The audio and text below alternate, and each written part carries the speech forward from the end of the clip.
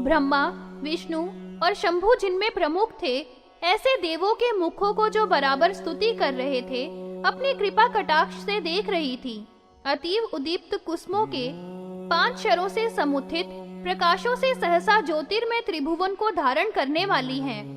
विद्युलता के समान कांतिमयी अप्सराओं के समुदाय के द्वारा जय और मंगल के लिए लाजाओं की वर्षा जिसके ऊपर हो रही थी।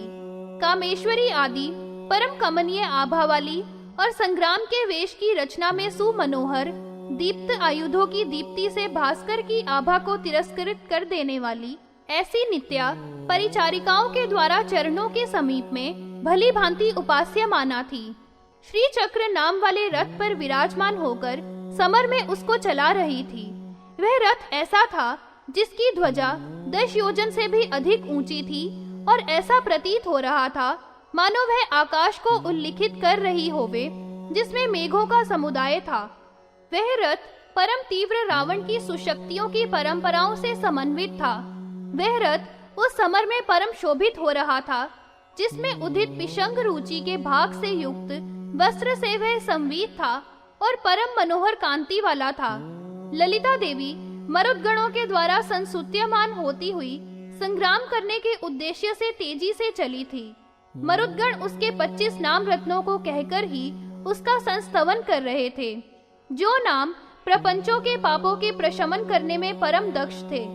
अगस्त्य जी ने कहा, हे वाजी वक्त्र, आप तो महती बुद्धि वाले हैं। आप उन 25 ललिता परमेशानी के नामों से हमारे कानों के लिए रसपान कराइए। हयग्रीव जी ने कहा, उनके 25 नाम ये हैं: सिंहासना, महाराज्ञी, प्रंकुशा, चापिनी, त्रिपुरा, महात्रिपुर सुंदरी, सुंदरी, चक्रनाथा, साम्राज्ञी, चक्रिणी, चक्रेश्वरी, महादेवी, कामेशी, परमेश्वरी, कामराजप्रिया, कामकोटिगा, चक्रवर्तिनी, महाविद्या, शिवा, अनंग वल्लभा, सर्वपाटला, कुलनाथा, आमनाय नाथा, सर्वामनाय निवासिनी और श्रृंगार नायिका, ये ही 25 नाम हैं। जो महाभाग पुरुष इन उपर्युक्त नामों से परमेश्वरी ललिता की स्तुति किया करते हैं, वे परम सौभाग्य, 8 अणिमादिक सिद्धियां और महान यश को प्राप्त किया करते हैं। इस प्रकार से परम प्रचंड के साथ अपनी महती सेना का संचालन कर रही थी और भंडासुर के प्रति अत्यधिक क्रुद्ध होकर वह ललितांबिका वहां से रवाना हुई थी। चक्र रथ परवस्थ देवता नाम प्रकाशन।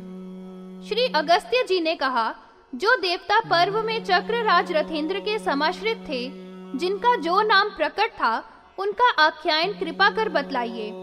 हे हयानन, उन सब देवों की संख्या और उनके परम शोभन वर्णों के भेद तथा उनके दिव्य आयुध, यह सभी वर्णन कीजिए। हयग्रीव जी ने कहा, उस दीप्त रथ के नवम पर्व में समुपस्थित ये 10 सिद्धि देवियां कही गई हैं। उनके नाम भी आप मुझसे श्रवण कीजिए। अणिमा, लघिमा, गरिमा, इशिता, वशिता 7वीं प्राप्ति सिद्धि होती है। 8वीं प्राकाप्य सिद्धि होती है, जो सर्वकांता नाम वाली होती हैं।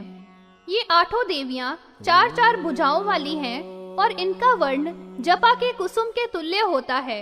ये चारों करों में चिंतामणि, कपाल, त्रिशूल और सिद्धि कज्जल धारण किए रहा करती हैं।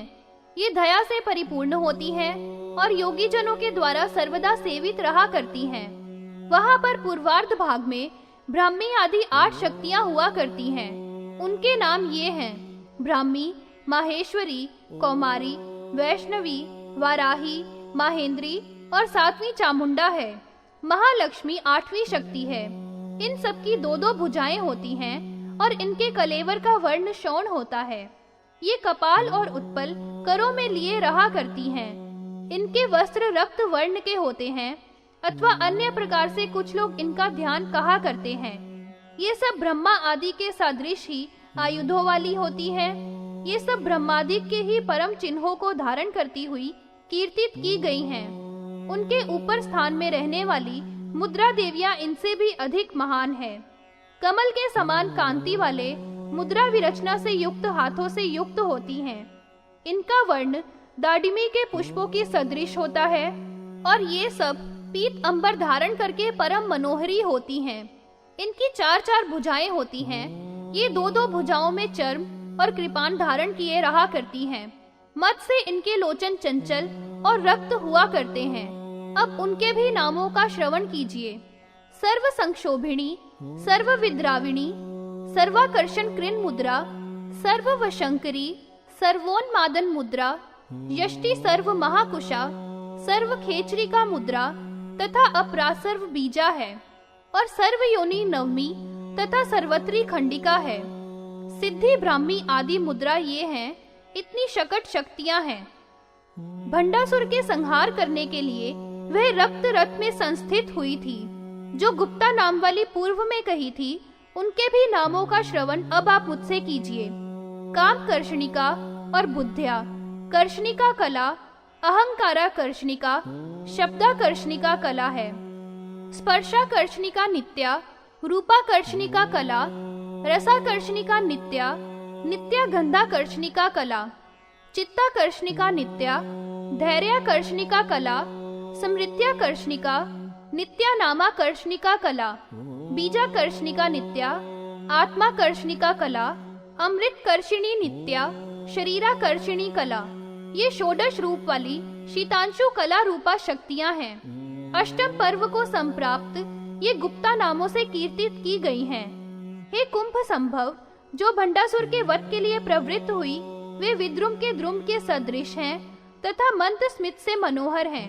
इनकी 4 भुजाएं हैं और 3 नेत्र हैं एवं चंद्र और सूर्य इनके उज्जवल मुकुट हैं। चाप, बाण, चर्म और खड्ग को धारण करने वाली तथा दिव्य कांति से सुसंपन्न है। सायंतन के जलते हुए दीप के समान चक्र रथ के सप्तम पर्व में आवास करने वाली गुप्ततरा नाम वाली है। अनंग मदनातुरा के साथ अनग मदना, अनग लेखा, अनग वेगा, अनगा कुंशा, अनग का आलिंगन में परायना, ये देवियां जपा के कुसुम की कांति वाली हैं। ये इक्षु चाप, पुष्पवाण, पुष्पों का कंदुक और उत्पल धारण करती हुई अभ्र की विक्रांति वाली हैं और ललिता की आज्ञा से भंडासुर के प्रति अत्यंत क्रोध से प्रज्वलित होती हुई सी स्थित हैं। इसके अनंतर चक्र रथेंद्र के षष्ठ पर्व पर समाश्रित है। सर्व संक्षोभिणी मुख्य है और संप्रदाय की आख्या से युक्त है। वेणीकृत है कचों के स्तोम जिनके, ऐसे सिंदूर के तिलक से समुज्वल, अतीव तीव्र स्वभाव से युक्त, कमल और अनल के समान कांति वाली हैं। इनके कलेवर परम दीप्त है तथा वहिन वाण, वहिन चाप, वहिन रूप असी और वहिन चक्राख्य फलक को धारण करने वाली हैं। असुरेंद्र के प्रति क्रोध से युक्त और कामदेव की भस्म से समुत्पन्न ये सब महान ओज वाली ललिता देवी की आज्ञा शक्तियां हैं।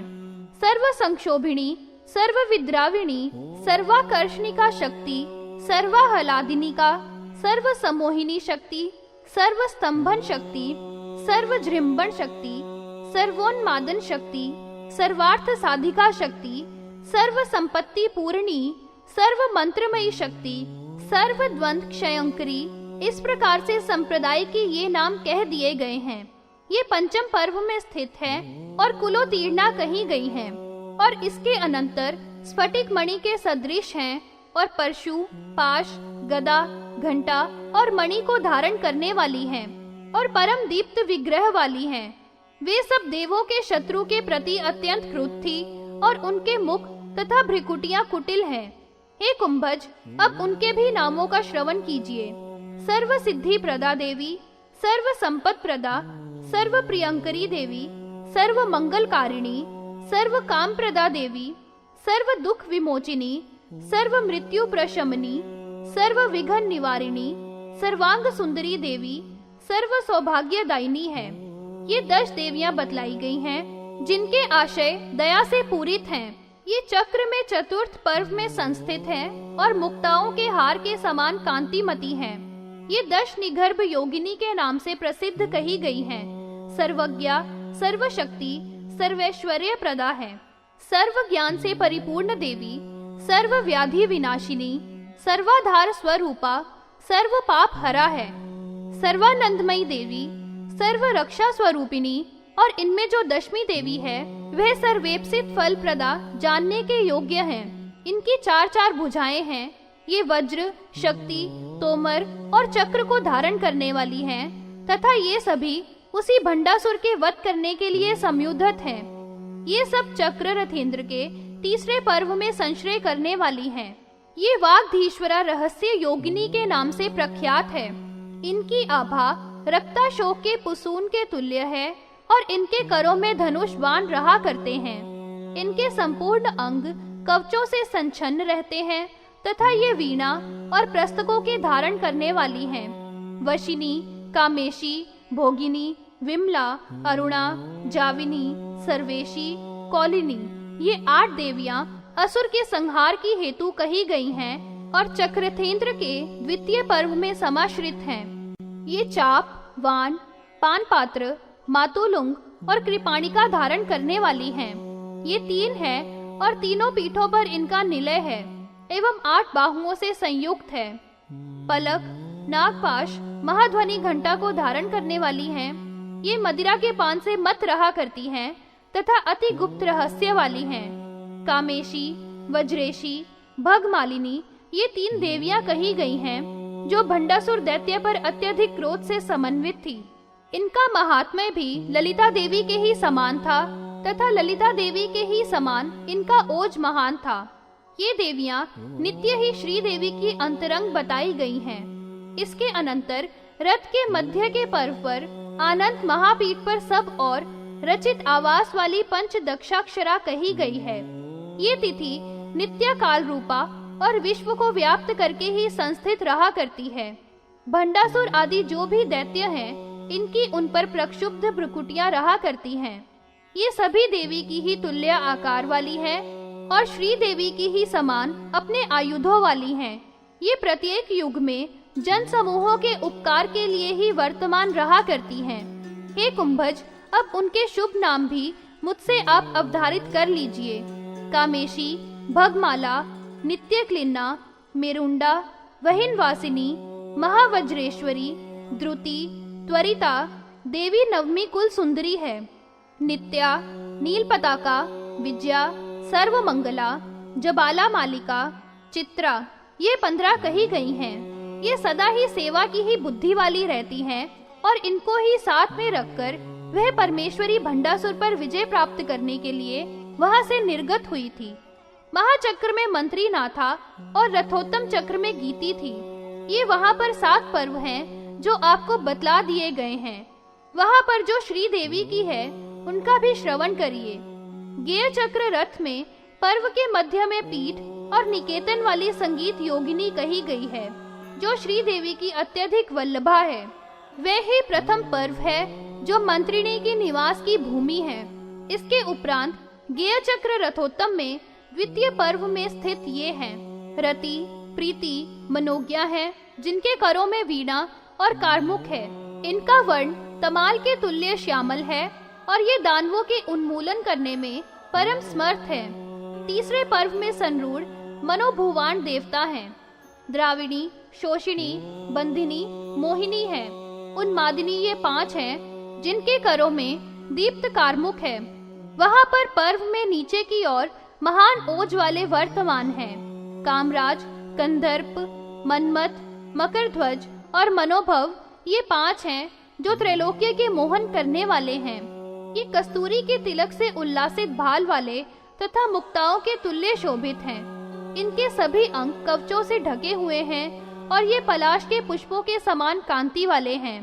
ये 5 काम बताए गए हैं जो भंडासुर के वध के लिए ही हैं। जय चक्र रथेंद्र के चतुर्थ पर्व में संश्रय वाले हैं। ब्रह्मी जिनमें प्रमुख है। पूर्व में वर्णित चंडिका अष्टमी परा है। वहां पर पर्व में नीचे लक्ष्मी और सरस्वती हैं। रति, प्रीति, कीर्ति, शांति, पुष्टि, तुष्टि, ये शक्ति रक्त नेत्रों वाली हैं। हे कुंभ संभव, ये कुमारियां कुंत चक्रधर कही गई हैं। 5वें पर्व में वामा आदि दूसरी 16 संप्राप्त हैं। गीति चक्र रथेंद्र की हैं। उनके भी नामों का श्रवण कीजिए जिसको मैं बता रहा हूँ।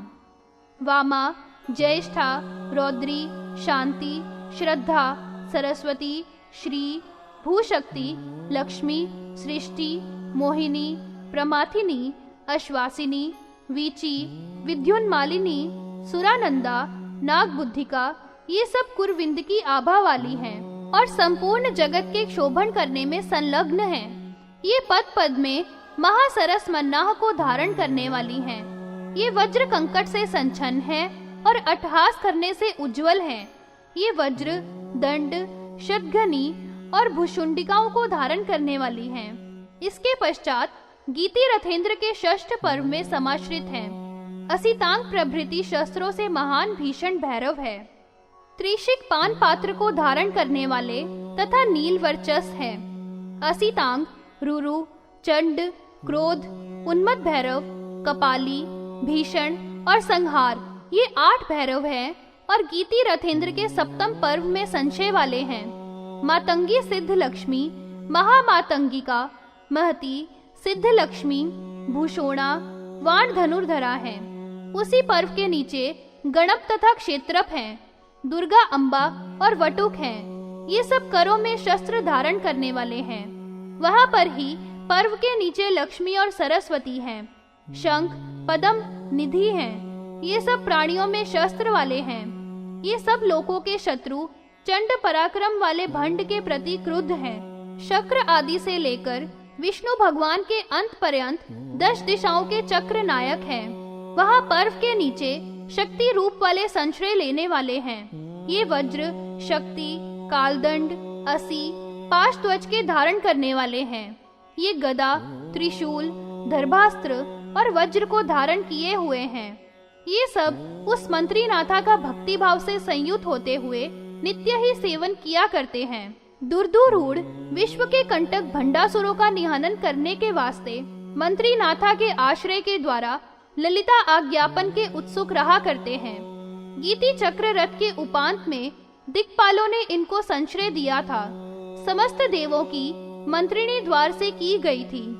विज्ञापना यह महादेवी के कार्य की सिद्धि किया करती है। रागी और विज्ञापना ये 2 प्रधान द्वार पर की गई हैं।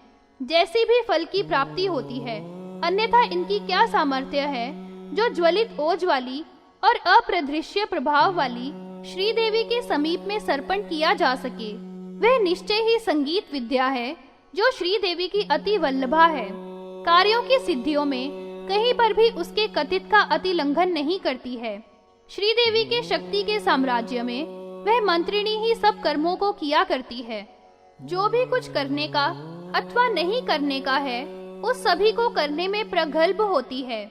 कारण से सभी दिक्पाल श्रीदेवी की ही जय की कांक्षा वाले रहा करते हैं। प्रधान भूता उसकी ही सेवा का विस्तार किया करते हैं। यह श्री ललिता देवी के चक्रराज रथोत्तम में पर्वों में संस्थित देवियों के नाम वर्णित कर दिए गए हैं। भंडासुर के संहार में उसके परम दिव्य आयुधों का भी वर्णन कर दिया गया है। गेय चक्र और देवी के पर्व भी वर्णित किए गए हैं। इन समस्त देवियों के नामों का जो भी कोई श्रवण किया करते हैं, वे नर समस्त पापों से छुटकारा पाकर विजयी हो जाते हैं। किरी चक्र रथ देवता प्रकाशन। श्री हयग्रीव जी ने कहा, किरी चक्र रथेंद्र के 5 वर्षों में समाश्रित जो देवता हैं, उनके नामों का भी श्रवण कीजिए। हे प्राज्ञ, जिनके श्रवण करने वालों का जय ही हुआ करता है। प्रथम पर्व बिंदु नामक है, जिसमें दंड नायिका संप्राप्त है। वहाँ पर वह जगत के उदंडों के समुदाय की विनाशिका है। यह नाना प्रकार की ज्वालाओं से जय श्री को नर्तन कराया करती हैं। उद्दंड पौत्र के निर्घात से जिसने उद्धत मानवों को निर्भिन्न कर दिया है, दंश्रा से गल मृगांशु के विभावन करने वाली विभावरी है। वर्षाकालीन मेघों के समूह के समान नील वपु वाली लता है। वह किरी चक्र रथेंद्र की वह सदा अलंकार के समान है। पौत्रिणी पुत्रिता के अशेष विश्व के आवृत की कादम्बिका है। उसी रथनाप के द्वितीय पर्व में संश्रय लेने वाली है। दंभिनी, मोहिनी और स्तंभिनी ये 3 ही हैं। विकसित दाढ़िमी के समान और सभी दानवों के मर्दन करने वाली हैं। ये अपने कर पल्लवों द्वारा, जिनमें दैदीप्यमान मणियों के वलय हैं, मुसल, हल और हाला पात्र मणिगणों से समर्पित धारण करने वाली हैं।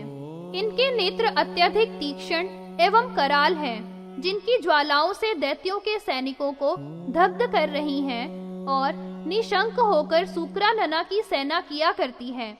ये किरीचक्र रथेंद्र के तीसरे पर्व में समाश्रय लेने वाली हैं। अंधिनी आदि 5 देवियां देवी के यंत्र में अपना आस्पद करने वाली हैं। इनका इतना कठोर अट्ठास होता है जिससे ये तीनों भुवनों का भेदन किया करती हैं। अंगना के वेश का आश्रय ग्रहण कर कल्पाग्नि की ज्वालाओं के ही तुल्य होती हैं। भंडासुर की समस्त सेनाओं की रुधिर के प्लावन को चाटने की इच्छा करती हुई लेलिहान ज्वालाओं की जिह्वाओं से उज्जवल ये सभी अतीव उद्दंड विक्रम वाली दंडनाथा का निरंतर सेवन किया करती हैं। किरीचक्र रथेंद्र के चौथे पर्व में इनका संश्रय होता है। ब्रह्मी आदि 5वीं से रहित तथा 8वीं से रहित ये 6 ही देवियां षट चक्र की जलती हुई ज्वालाओं के कलेवर वाली हैं। महान विक्रम के समुदाय के द्वारा दानवों का पान सा करने वाली हैं। दंडनाथा की ही आज्ञा से ये उसी प्रदेश की उपासना किया करती हैं। उसी पर्व के नीचे त्वरिता स्थान के समाश्रित है यक्षिणी, शंखनी, लाकिनी, हाकिनी, शाकिनी, डाकिनी, उनकी एकता के स्वरूप वाली हाकिनी 7वीं है। ये प्रचंड दौड़दंडों के विक्रम वाली हैं। ये समस्त भूतों का पान करती हैं तथा संपूर्ण मेदिनी का पान करती हुई त्वचा, रक्त, मांस, मेद और विरोधियों की अस्थियों को तथा मज्जा और शुक्र को विकट मुखों वाली पानसी करती हुई थी। उनके अत्यधिक कठोर सिंहनाद थे जिनसे वे 10 दिशाओं को पूरित कर रही थी। अणिमा आदि 8 सिद्धियों को प्रदान करने वाली वे धातुनाथा कही गई हैं। दुष्ट दैत्यों के मोहन, मारण, स्तंभन, ताड़न, भक्षण और आमूल निकृंतन में परम पंडित और भक्तिशालियों के विषय में समस्त विपदाओं का खंडन करने वाली थी। समस्त धातुओं में संस्थित वे धातुनाथा बताई गई हैं। अपनी तरंगों की मालाओं से अंबर को चुंबित करने वाले 7 सागरों में संस्थित थी। इन सब समुद्रों को आधे ही क्षण में पान करने में इनका बहुत अधिक साहस निष्पन्न था। इनके दांत शकट के समान आकार वाले थे और इनके मुख बहुत ही विकराल थे एवं परम भीषण लोचन थे। ये अपनी स्वामिनी से द्रोह करने वाले और अपने समय के द्रोहियों के तथा वैदिक द्रोहण से द्रोही वीर वैरियों के एवं यज्ञ से द्रोह करने वाले परम दुष्ट दैत्यों के भक्षण करने में ये सब समान थी। ये नित्य ही पौत्रिणी दंडनायिका का सेवन किया करती हैं। उसी पर्व के पार्श्व में द्वितीय दिव्य मंदिर में क्रोधिनी और स्तंभिनी प्रसिद्ध हैं और ये 2 देवता वर्तमान रहती हैं। ये दोनों चमरों को ढुराया करती है जिससे इनकी 2 भुजाएं हिलती हैं, जिनमें उनके कंकण भी हिलते रहा करते हैं। ये देवों के शत्रुओं की सेना के रक्त और हाला के पान करने में मध्योद्यत हैं। इनके नेत्र नित्य ही विधूर्णित हैं और इनके मुखों पर प्रहास रहा करता है। इसके अनंतर रथेंद्र के किरी के दोनों पार्श्वों में आवास करने वाला उत्तम आयुधों का द्वंद हल, मूसल देवता के रूप में समास्थित है। अपने मुकुट के स्थान में स्वकीय आयुधों के विग्रह को धारण करते हुए जगत के नाशक का देवगणों ने स्मरण किया था। इसको आयुधों के जोड़े से दंडनायिका ललिता विशंग नाम दानह संग्राम का खंडन कर देगी। दंडनाथा के उसी पर्व की अग्र सीमा में वर्तमान महान भीम सिंह वर्तमान है, जो अपनी गर्जना से नभोमंडल को ध्वनित कर रहा था। वह अपने दांतों को कटकटा रहा था, जिस कटकटाहट से सब दिशाओं में बधिरता छा गई थी। यह चंडोचंड इस नाम से विख्यात था और यह 4 हाथ का तथा 3 लोचनों वाला था।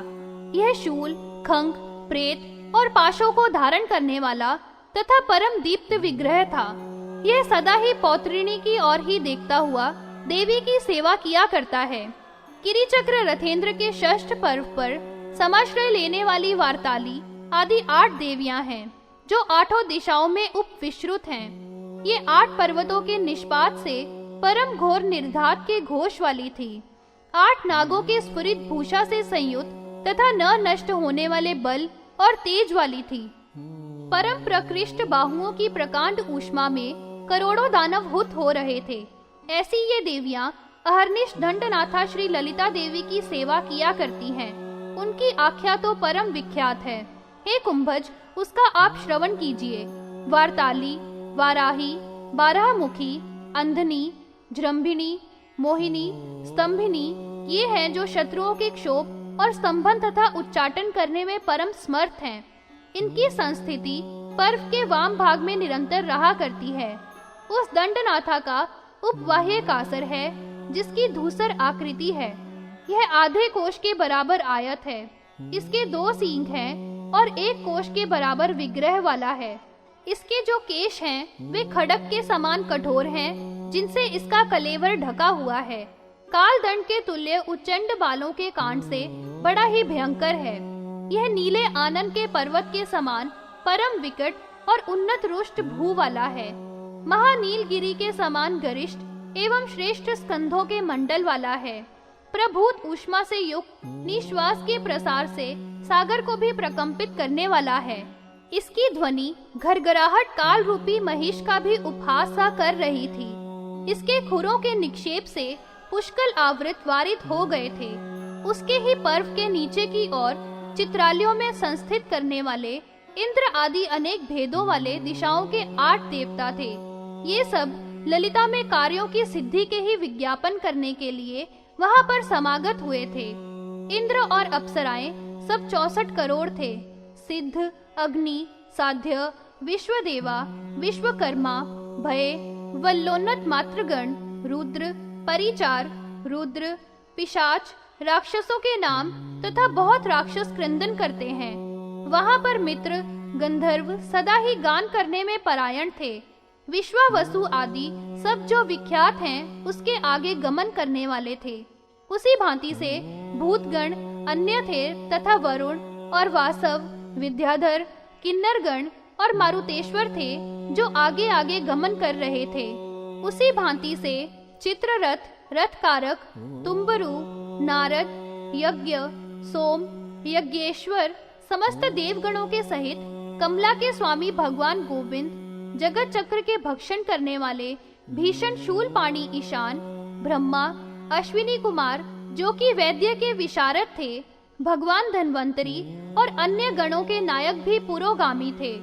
इनके कट स्थलों से जो मद गिर रहा था उस पर भ्रमर झूम रहे थे। अनंत, वासुकी, तक्षक, करकोट, पद्म, महापद्म, शंखपाल, गुलिक, सुबल ये सब नागेश्वर थे जो करोड़ों नागों से समावृत होते हुए पुरोगमन कर रहे थे। इस प्रकार वाले बहुत से देवगण जागृत हो रहे थे और पूर्व आदि दिशाओं से समारंभ करके चारों ओर अपना निवास स्थल बनाए हुए थे। वहीं पर देवताओं ने मरुत दिशा को चक्राकार कर दिया था और उस दिशा का समाश्रवण करके वे सब अधिष्ठान देवता हो रहे थे। जृंभिणी, स्तंभिनी, मोहिनी ये तीनों ही उसी पर्व के प्रांत में जो कि भासुरगिरी चक्र रथ था विद्यमान थे। अब क्षेत्रपाल के स्वरूप का वर्णन किया जाता है। क्षेत्रपाल कपाल और गदा को करों में धारण किए हुए है। इसके केश ऊपर की ओर उठे हुए हैं तथा इसका वपु महान है। पाताल तल में जो जम्बाल है उसके समान आकार वाली इसमें कलिमया है। इसका अट्ठास वज्र के ही तुल्य है जिससे पूर्ण ब्रह्मांड मंडल विदीर्ण हो जाता है। यह अपने डमरू के घोषों से रोदसी की कंदराओं के उदर को भेद रहा है। फूत्कार करने वाली त्रिपुरा से युक्त नागों के पाश को कर में वहन कर रहा था। ऐसा क्षेत्रपाल कीटीश्वरी की सेवा करता हुआ सदा ही शोभित होता है। उसके ही समीप में स्थित उसका वाहन केसरी था, जिस पर समारोहण करके भंडासुर के वध की इच्छा वाली प्रवृत्ति हुई थी। देवी के वाहन सिंह का लक्षण तो पूर्व में ही कह दिया गया है। उसी पर्व के नीचे दंडनाथा के समान ही कांति वाली सहस्त्रों अन्य देवियां तथा देवता थे। ये सभी दंडनाथा के ही तुल्य समस्त भूषणों और आयुधों से मंडित थे। ये शम्या, क्रोडानना, चंद्ररेखा और उत्तसित कुंतला थी। इसके कर में हल और मूसल था तथा ये बार बार घूर्णन कर रही थी। जो भी ललिता देवी के द्रोही, श्यामा के द्रोही और स्वामिनी के साथ द्रोह करने वाले थे उन्हीं को घूर रही थी। उमड़े हुए रक्त के स्रोतों से कपालों को भर रही थी। इनके भूषण अपने भक्तों के साथ द्रोह करने वालों की मंत्रों की मालाएं ही थी। अपनी घोष्ठी के समय पर आक्षेप करने वालों के मुखमंडलों अर्थात मुंडों से जिनसे रक्त स्त्राव हो रहा है, अपने उरह स्थल पर मालाएं धारण कर रही थी। ऐसे उस कीटीश्वर की सेवा करते हुए सहस्त्रों ही देवता बताए गए हैं। हे कुंभ संभव, दंडिनी की उनके सबके नाम सहस्त्र नामाध्याय में कहेंगे, अतः अब फिर नहीं कहते हैं। कोलास्य उन देवताओं के समीप में ही कृष्ण सारंग वाहन दंडिनी के समय में स्थित था। यह आधे कोश तक तो आयत था, श्रग में और उससे आधा आयत मुख में था, और 1 कोश के प्रमाण वाले पाद थे, और उसकी पूंछ तो सदा ही उद्धत रहा करती थी। महान हुंकार से उसके उदर में धवल कांति होती थी। हंसेते मारुत के वाहन हरिण का पराक्रम था। उसी पर्व के भाग में वह उत्तम वाहन रहता है जिस पर्व में किरी चक्र रथेंद्र की स्थिति थी। वहां पर मदिरा का सिंधु भी एक देवता के स्वरूप में समास्थित होकर विद्यमान था, जो माणिक्य के समान शोण था तथा उसके हाथ में मांस का एक ढेला था। उसकी आंखें विशेष घूर्णित थी, सुनहरी कमल के सदृश रुधिर से समावृत थी। रक्त सरोज धारण करने वाली के द्वारा यह शक्ति से समाश्लिष्ट थी। जब जब भंड दैत्य संग्राम में प्रवृत्त होता, युद्ध के श्वेत को अनुप्राप्त शक्तियां पिपासित हो जाती हैं। उसी समय में सुरा का सागर बहुधा अपने आप को क्षिप्त करता हुआ देवों के रण के खेत को तुरंत ही दूर कर देता है। वह भी अद्भुतम वर्ष में होगा, इसमें कुछ भी संशय नहीं है। उस समय में मेरे द्वारा कहा जाने वाला संग्राम बड़े ही आनंद से तुम श्रवण करोगे। उसी ही पर्व के नीचे 8 दिशाओं में नीचे ही ऊपर ऊपर आवास करने वाले हेतुक आदि 10 कहे गए हैं। विपुल विक्रम से समन्वित महान भैरव ख्यात है। सहस्त्रों तेजों से ये उद्दीप्त है, जैसे दिन में दीपित सूर्य होवे। कल्प के अंत समय में दंडिनी देवी की आज्ञा से दीप्त संपूर्ण विश्व के विनाशक, जिनकी अत्यंत उदग्र स्वभाव है और जो अपने दांतों और होठों को पीसने वाले हैं, ये त्रिशूलों के अग्रभाग से महान मेघों के मंडल को भी निर्भिन्न कर रहे हैं। एक हेतुक है, त्रिपुरारी है और तीसरा अग्नि भयक है। यम जिह्वा और एक पाद है और काल के ही समान कराल है। भीम स्वरूप से युक्त तथा हाट केश है और उसी अचल के नाम वाला है। ये केवल 10 ही विख्यात हैं, जो कि 10 करोड़ भट्टों से संयुक्त हैं। उसी किरी चक्र के पर्व की सीमा में रहा करते हैं।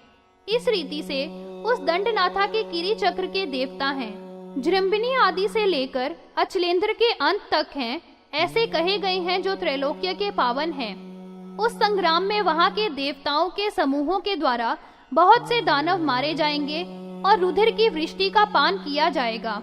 इस प्रकार से पर्व में स्थित देवताओं के गणों के द्वारा बहुत तरह का परित्राण होगा तथा दंड नेत्री किरी चक्र चलेगा। जहाँ पर चक्र राज रथ था, वहाँ पर ही गेय रथोत्तम था, और जहाँ जहाँ पर गेय रथोत्तम था, वहाँ पर ही किरी चक्र रथोत्तम था। इस प्रकार से वहाँ पर 3 रथ थे। ऐसा प्रतीत होता था मानो त्रैलोक्य ही जंगम है। इसके अंदर सहस्त्रों शक्ति सेनाओं का शुभ संचार उस समय में हो रहा था। ऐसा मालूम होता था मानो मेरु, मंदर और विंध्य पर्वतों का समावय ही हो गया हो। उस शक्तियों के सैन्य मंडल में उस समय में महान घोष प्रवृत्त हो गया था। उस समय में उन रथों के चक्रों की ध्वनि से संपूर्ण वसुधा हिल गई थी। रथवाक की चक्रराज नाम वाली ललिता ही कीर्तित की गई है। उनमें 6 सारथी थे, जो उद्दंड पाशों के ग्रहण में बड़े कोविद थे। जहाँ पर ही गेय रथ था, वहाँ पर किरी चक्र उत्तम रथ था। प्रथम तो देवी थी, फिर उसी भांति त्रिपुर भैरवी थी, और अन्य संहार भैरव था, जो रक्त योगिनी का वल्लभ था। सारस 5वां था तथा अपरा चामुंडा थी। इनमें वहां पर देवता ही उन रथों के सारथी थे, ऐसा बताया गया है। जो गेय रथ चक्र था, उसकी सारथी हसंतिका थी। किरी चक्र रथेंद्र की सतंभिनी सारथी कही है। ललिता का उत्तम श्रेष्ठ रथ 10 योजन ऊंचा था। गीता चक्र हयोत्तम 7 योजन उच्छराय वाला था, 6 योजन ऊंचा। हे मुने, किरी चक्र रथ था। महान मुक्ताओं से विनिर्मित आत्पत्र 10 योजन विस्तार वाला था। ललितेशानी का रथ ही ऐसा था और अन्य का वही था, और वह ही शक्ति के साम्राज्य का सूचक कीर्तित किया गया है। सामान्य छत्र तो अन्य दोनों पर भी थे। वह ललिता ईशानी समस्त शक्तियों की महेश्वरी थी। वह परमेश्वरी महान साम्राज्य की पदवी पर समारूढ़ थी। वह चंड दैत्य के क्षय की सिद्धि की अभिकांक्षा वाली वहां से चली थी। सभी दिशाएं उस समय में शब्दायमान हो रही थी और वसुधा प्रकंपित हो रही थी। जिस समय ईशानी ललिता देवी का विनिर्गम हुआ था, उस समय में सभी प्राणी महान क्षुब्ध हो गए थे। देवगण धुंधुबियां बजाने लगे थे तथा पुष्पों की वर्षा कर रहे थे। विश्वावसु प्रभृति गंधर्वगण जो सुरों के यहाँ गायक थे, तुम्बरु और नारद तथा साक्षात सरस्वती देवी सब विजय के मंगल पद्यों का बहुत सुंदर गीतों में पाठ कर रहे थे। सबके हर्ष से मुख खिले हुए थे तथा रोमांचों के भूषण स्वरित हो रहे थे। सभी बारंबार जय हो इस प्रकार से ललितेश्वरी का स्तवन कर रहे थे। सभी कदम कदम पर हर्ष से युक्त और मत से उन्मत्त हो रहे थे तथा नृत्य कर रहे थे। सप्तऋषिगण जिनमें वशिष्ठ आदि महामुनिगण थे, वे ऋग्वेद, यजुर्वेद, सामवेद और अथर्ववेद के मंत्रों से जय श्री का वर्णन कर रहे थे। जिस तरह से हवि से महावहिन की शिखा अत्यंत पाविनी होती है, वैसे ही ये सभी उत्तम ऋषिगण महान आशीर्वाद से वर्धन कर रहे थे।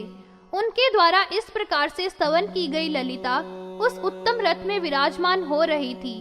वह देवी परम उद्दंड सैनिकों के साथ भंडासुर पर विजय प्राप्त करने को रवाना हुई थी। भंडासुर अहंकार वर्णन। श्री ललिता देवी की यात्रा के निगम के घोष का श्रवण करके भंडासुर के पुर में निवास करने वाले बड़े भारी क्षोभ को प्राप्त हो गए थे। जहाँ पर दुराश और दुष्ट मति वाले भंड का नगर है, वह महेंद्र पर्वत के जपांत में और महार्णव के तट पर है। वह तो शून्यक के नाम से ही तीनों भुवनों में विख्यात है। वहाँ पर विशंगाग्रज दैत्य का सदा ही आवास हुआ था। 100 योजन के विस्तार वाले उसके उसी पुर में वित्रेसुर सुर सभी श्रीदेवी के आगम के संभ्रव से 100 योजन विस्तीर्ण वह संपूर्ण असुरों का बार बार उत्पातों से समुत्पन्न धूमों से आवृत के ही समान हो गया था। अकाल में ही उस दैत्य के नगर में भित्तियां निर्मित हो गई थी। गगन स्थल से घूर्णमान महोल्का गिरा करते थे। उत्पातों का सबसे प्रथम होने वाला भूकंप हुआ था। वहां पर उस शून्य पतन में संपूर्ण भूमि ज्वलित हो गई थी। उस दैत्य के पुर में निवास करने वाले लोग अकाल में ही हृदय के कंप से संयत हो गए थे। ध्वजाओं के आगे रहने वाले कंक, घृद्र, वक और पक्षी आदित्य मंडल में देख देख कर बड़े ऊंचे स्वर से क्रंदन करने लगे थे। वहां पर बहुत से गण थे जो नेत्रों के द्वारा दिखलाई नहीं दिए गए थे। बार बार आकाशवाणियों के द्वारा बोलते थे और सभी और दिशाओं में केतु बहुत ही मलिन दिखलाई दे रहे थे। वे सब धुमायमान हो रहे थे और दैत्यों तथा राक्षसों के हृदयों में बड़ी भारी क्षोभ को उत्पन्न करने वाले थे। और असमय में ही दैत्यों की स्त्रियों के भूषण और मालाएं भ्रष्ट होकर गिर रहे थे। हाहा ध्वनि करके अश्रुपात करती हुई रुदन की ध्वनि में सब रो रही थी। वहां पर दर्पण, वर्म, ध्वजा, खंग और संपदाय एवं मणि तथा वस्त्रों में बार बार मलिनता हो गई थी। सौधों में, चंद्रशालाओं में और सभी और केली करने के ग्रहों में महान भीषण घोष सुनाई दिया करता था। अट्ठालिकाओं में, घोष्ठों में, विपणों में और सभा भवनों में, चतुष्किकाओं में, अलिंदों में, प्रग्रीवों में और वलों में सर्वत्र महान अशुभ एवं कठोर घोष सुनाई देता था। सर्वतो भद्रवासों में, नंद्यावृतों में, घरों में, विछंदकों में और अवरोधन पालियों में सर्वत्र विक्षोभ हो रहा था। स्वस्तिकों में और समस्त गर्भागारपुरों में, गोपुरों में, कपाटों में और बल्बियों की सीमाओं में, बातायनों में, कक्षाओं में और खलों में सभी जगह दैत्यों के नगर में निवासी जनों के मंडलों के द्वारा भूतों द्वारा कहे हुए परम कठोर महान घोष सुनाई दे रहे थे। शिथिलीभूत होते हुए घोरपूर्ण और भयानक हो गए थे तथा कटु आलाप वाले करटों के द्वारा दिवाकर देखा गया था। अरावियों में करोटियों की कोटियां भूमि में गिर गई थी।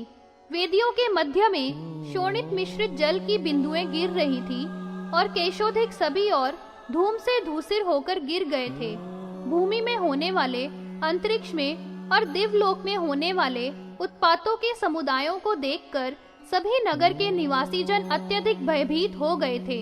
इन सभी ने परम प्रसिद्ध ओज वाले भंडासुर से इस दृश्यमान भीषणता के विषय में निवेदन किया था, और वह भंडासुर को इन परम प्रचंड उत्पातों के समुदायों से भी धीरज का भ्रंश नहीं हुआ था, और वह मंत्र स्थान को संप्राप्त हो गया था। वहां पर मेरु पर्वत के समान वपु वाले तथा बहुत से रत्नों से चित्रित अति उत्तम सिंहासन पर दैत्येंद्र संस्थित हो गया था। वह दानवेश्वर स्फुरित मुकुटों में लगे हुए रत्नों की किरणों से सब दिशाओं को दीपित करता हुआ वहां पर संवस्थित हुआ था। उस समय में उसके 2 अनुजों के द्वारा वह सेवित हुआ था।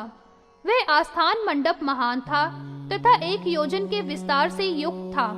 वहां पर एक बहुत ही ऊंचा सिंहासन था जिस पर यह दानवेंद्र विराजमान हुआ था। विशुक्र और विशंग ये दोनों इसके छोटे भाई बड़े ही अधिक बल और पराक्रम वाले थे, और ये दोनों तीनों लोकों के लिए कंडक के ही समान भुजदंड वाले तथा भयंकर थे। ये दोनों ही अपने बड़े भाई की आज्ञा का कभी उल्लंघन नहीं किया करते थे, और उन्होंने त्रैलोक्य के विजय करने में महान यश प्राप्त किया था।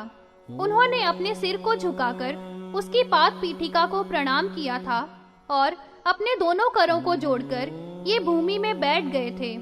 इसके अनंतर जब वह सुरों का महान शत्रु उस आस्थान मंडप में संवस्थित हो गया था, तो उसका दर्शन करने के लिए उस समय में समस्त सामंत दैत्यों के साथ वहां पर समुपस्थित हो गए थे। उन एक एक की इतनी अधिक सेना थी जिसकी कोई गणना नहीं है। उनने सबने अपने अपने नाम का उच्चारण करके उस भंडकेश्वर के लिए प्रणिपात किया था। उस दैत्येश्वर ने अत्यंत धैर्य युक्त नेत्रों से उन समस्त असुरों का समादर करते हुए कुछ क्षण तक वह शांत रहा था। फिर अग्रज दानेश्वरों से विशुक्र बोला था। उस समय में उसका स्वर मध्यमान सिंधु के समान था। हे देव, आपकी भुजाओं से जिनका बल और विक्रम विध्वस्त हो गया है, वे पापी, पामर आचरण वाले, दुष्ट आत्मा, अधम, सुरगण, विषाद युक्त होकर अन्य कहीं पर भी शरण को प्राप्त नहीं हुए थे, तथा जलती हुई ज्वालाओं से समाकुल वहिन में गिरकर विनाश को प्राप्त हो गए थे। उस देव से समुत्पन्न कोई स्त्री है जो अपने बल के अत्यधिक गर्व वाली है। वासव आदि समस्त देवगण स्वयं ही उसकी शरण में गए हैं। उन्हीं के द्वारा जिनको परम प्रबल उत्साह हो रहा है, उनके पराक्रम को प्रोत्साहन दिया है। उसके साथ बहुत सी स्त्रियों के परिवार भी विद्यमान है, और वे सब अनेक प्रकार के आयुधों से भूषित हैं। वे सब हम लोगों पर विजय प्राप्त करने के लिए आ रही हैं। हाँ, बड़े ही कष्ट का विषय है। यह क्या विधाता का चेष्टित है। यदि यह अबलाओं का समुदाय हमको जीत लेगा, तो फिर पत्तों के भंग से पाषाण का ही विदारण हो जाएगा। इस हेतु पर विचार किया जाता है तो परिहास सा ही होता है। क्या यह विडंबना मात्र नहीं है, और क्या यह लज्जा उत्पन्न करने वाली बात नहीं है, जो हमारे सैनिकों की सेना से भी भय को प्राप्त होते हैं। वे शक्र आदि देवगण कातरता को प्राप्त हुए हैं। हमारी सेना की आयुध शक्ति से ब्रह्मादिक भी निर्विण्ण विग्रह वाले होते हैं। विष्णु के विषय में तो कहा ही क्या जाए, साक्षात महेश्वर भी भयभीत हैं। अन्यों की तो बात ही क्या है, सब दिक्पाल भी भाग गए हैं। हमारे परमाधिक तीक्ष्ण बाणों से जो अदृश्य है और अंग में गिरने वाले हैं, सभी जगह वर्मों को भेदने वाले हैं, ऐसे सब देवों को दुर्मत कर दिया है। हम ऐसे हैं जिनके भुजों में महापराक्रम की ऊष्मा है। उनके ऊपर विजय प्राप्त करने के लिए इस समय में कोई स्त्री अभिधावन कर रही है। यद्यपि वह स्त्री है तो भी उसका अपमान कभी भी नहीं करना चाहिए। जो आत्मज्ञानी हैं, उनके द्वारा छोटा भी शत्रु जीतने की इच्छा वालों के द्वारा कभी भी अपमानित नहीं होना चाहिए। इसलिए उसके उत्सारण के वास्ते किंकर अवश्य ही भेज देने चाहिए कि वे उस मदोता उद्दता स्त्री के शिर के केशों को पकड़कर उसे यहाँ ले आवे। हे देव, आपके यहाँ अंदर अवरोध में रहने वाली जो हरिण के समान नेत्रों वाली सुंदरियां हैं, उनकी दासी बनकर बहुत समय तक वह दुष्टा स्त्री उनकी सेवा किया करेगी। हमारे एक एक योद्धा से ही परिपंथी की सेनाओं में त्रैलोक्य विशेष रूप से त्रस्त होकर संपूर्ण चराचर शंकित होता है। हे दानव, अन्य तो आपका चित्त ही प्रमाण है। ऐसा निवेदन करके उस भंडासुर का क्रोध और अधिक बढ़ा दिया था। महान सत्व वाला जो विशंग, वह विचक्षण और विचारों का ज्ञाता था, वह अपने बड़े भाई से यह बोला था कि जो उद्वत दैत्य था, हे देव, आप तो स्वयं शत्रुओं के दमन करने वाले हैं। आप स्वयं ही सब कार्य को जानते हैं। आपको किसी को भी कुछ नहीं बताना चाहिए, क्योंकि आप नीति के मार्ग में रहा करते हैं। जो कुछ भी करना है वह सब विचार करके ही करना चाहिए, क्योंकि भली भांति विचार का करना ही परम गति है। बिना भली भांति से विचार के जो भी कुछ किया जाता है वह मूल के सहित ही संपूर्ण विनष्ट हो जाया करता है। शत्रु के कटक में दूत प्रयत्न पूर्वक भेजने चाहिए। अपने विजय की सिद्धि की इच्छा रखने वालों को चाहिए कि शत्रु के बल और अबल का पहले ज्ञान प्राप्त कर ले। जो दूतों के द्वारा ही देखने वाला है, जिसकी प्रतिज्ञा सुदृढ़ है, जो सदा ही शंकित मन वाला है, जो अशंकित आकार वाला है, जो अपने मंत्रियों में गुप्त मंत्रणा वाला होता है। ये 6 उपाय हैं। इनका प्रयोग करने वाला जो सदा अभय रहित पद पर स्थित रहता है, वही राजा विजय का लाभ प्राप्त किया करता है। जो जालम होता है उसका शीघ्र विनाश हो जाया करता है। कोई भी कार्य का आरंभ बिना आगा पीछा सोचे ही कर दिया जाया करता है तो वह विनाश करने वाला ही हुआ करता है। जिसका भली भांति विचार करके पीछे जो कर्म किया गया है वह विशेष रूप से जय देने वाला ही हुआ करता है। यह तिर्यक है, यह नारी है अथवा यह क्षुद्रा है, इन बातों से भी राजाओं को कभी भी वैरियों की अवज्ञा नहीं करनी चाहिए, क्योंकि शक्ति तो ऐसी विलक्षण है कि वह सभी जगह हो सकती है। देखिए, ऐतिहासिक घटना विद्यमान है। खंबे से समुत्पन्न नर और तिर्यक का वपु धारण करने वाले समस्त प्राणियों का भूत नरसिंह ने हिरण्यकश्यप जैसा महान बलवान को मार डाला था। प्राचीन समय में भी चंडिका नाम वाली एक नारी ही तो थी जिसने रण में निशुंभ, शुंभ और महिष को मार डाला था। उसी के प्रसंग से उसने बहुत से दैत्यों का विनाश कर दिया था। इसी कारण से मैं यही बतलाता हूँ कि यह समझ करके केवल स्त्री ही तो है, कभी भी अवज्ञा नहीं करनी चाहिए। शक्ति ही सर्वत्र विजय की श्री का कारण हुआ करती है। शक्ति के आधार को प्राप्त है, उन स्त्री और पुरुषों से हमको भय नहीं है। इस संसार की स्वभाव से ही शक्ति ही सर्व और विभात हुआ करती है। सो उस बुरे आशय वाले की क्या प्रवृत्ति है आपको समझ लेना चाहिए। हे देव, आपको इन सभी बातों पर विचार कर लेना चाहिए कि यह कौन है, किससे यह समुत्पन्न हुई है, इसके आचार क्या हैं, इसका आश्रय क्या है, इसका बल कैसा और कितना है, इसकी सहायता करने वाले कौन कौन हैं। उस विशंग छोटे भाई के द्वारा जब इस रीति से भंडासुर से कहा गया था तो उसने कहा था कि जो महान ओज वाले हैं उनके लिए विचार का करने की क्या आवश्यकता है। हमारी सेना में महान सत्वधारी हैं और सैकड़ों तो अक्षौहिणी सेना के अधिप हैं। वे इतने समर्थ हैं कि जलधि के जल का भी पान कर सकते हैं और स्वर्ग को भी दग्ध कर सकते हैं। अरे पाप समाचार, व्यर्थ ही स्त्रियों के विषय में तू क्या ऐसी शंका कर रहा है? यह सब तो मैंने पहले ही दूतों के द्वारा देख लिया है। इसके आगे कोई ललिता नाम वाली स्त्री समुदित हुई है।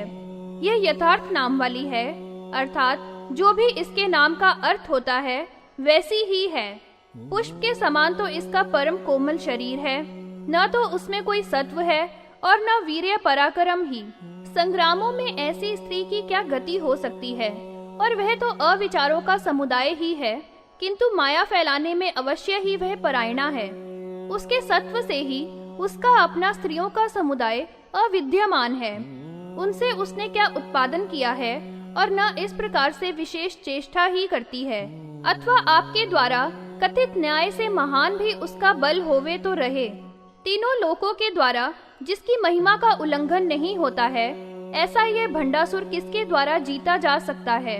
अर्थात इसको कोई भी पराजित नहीं कर सकता है। इस समय में भी देवगण मेरे बाहुबल के समर्दन से मूर्छित किसी समय में भी श्वास लेने में समर्थ नहीं है।